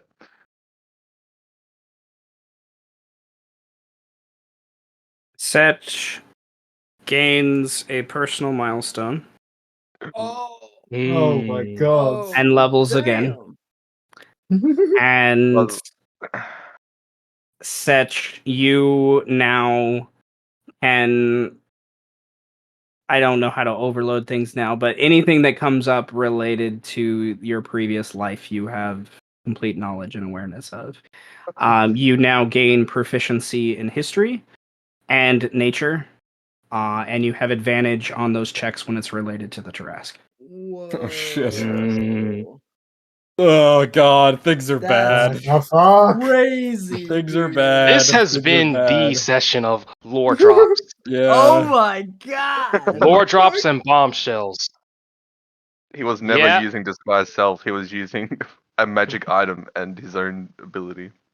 That was a all long the play best there, damn man. session Like we've that had was in a so long good. time. I had to many a times change my word choice to like make sure I didn't say the wrong thing throughout these last few months because I've enjoyed like the buildup of this. When you explained your character, this was the first thing that came to mind. I was just like, oh my god, oh my god, oh my god, oh my god, oh my god, oh my god. I literally, I oh. was like to Seth. I was like, he woke up in the ground and he remembers nothing. Do what you want. And like when you hit enter, like my brain went to this idea. Like this was the idea I had, and I was just like, oh my god, I love it. I love it. I wanted a way to tell the story of this deity and how they've been involved, and you've kind of allowed that to happen. Because this deity is I'd be surprised if Francis is right with who he thinks this is. But, I'd be surprised. I'd be surprised because I have a guess. I'm probably wrong because I didn't play Dude, any previous Francis has campaigns, got the religious lore on lock, bro. I don't know what his fucking deal is, but he knows I what's have. up. I've got I a have- pretty good idea. I'm just saying. It's okay. I'd love to see. I'd love to see what I think I have a pretty good idea. Like, me and That's Lust kinda are like- just good at connecting the older stuff because we know. Say again. Magic items are fine. Non-magic items are done. Like the I, acid. I like to think he comes out with like his armor Yeah. in his arm, like he took it Yeah. off. He's rocking out with his cock out. Mhm. Well, any of your magical things are fine, but anything that was normal like textiles or whatnot, it's gone. And the god butchers that see and witness this happen, those that doubted the shadow of the beast exists know it does now. Like you are. Are we gonna have some like, fucking alarms go? What the fuck is half god? there will be, but we gotta. It's getting late, guys. Yeah, no, yeah. Next time, oh shit.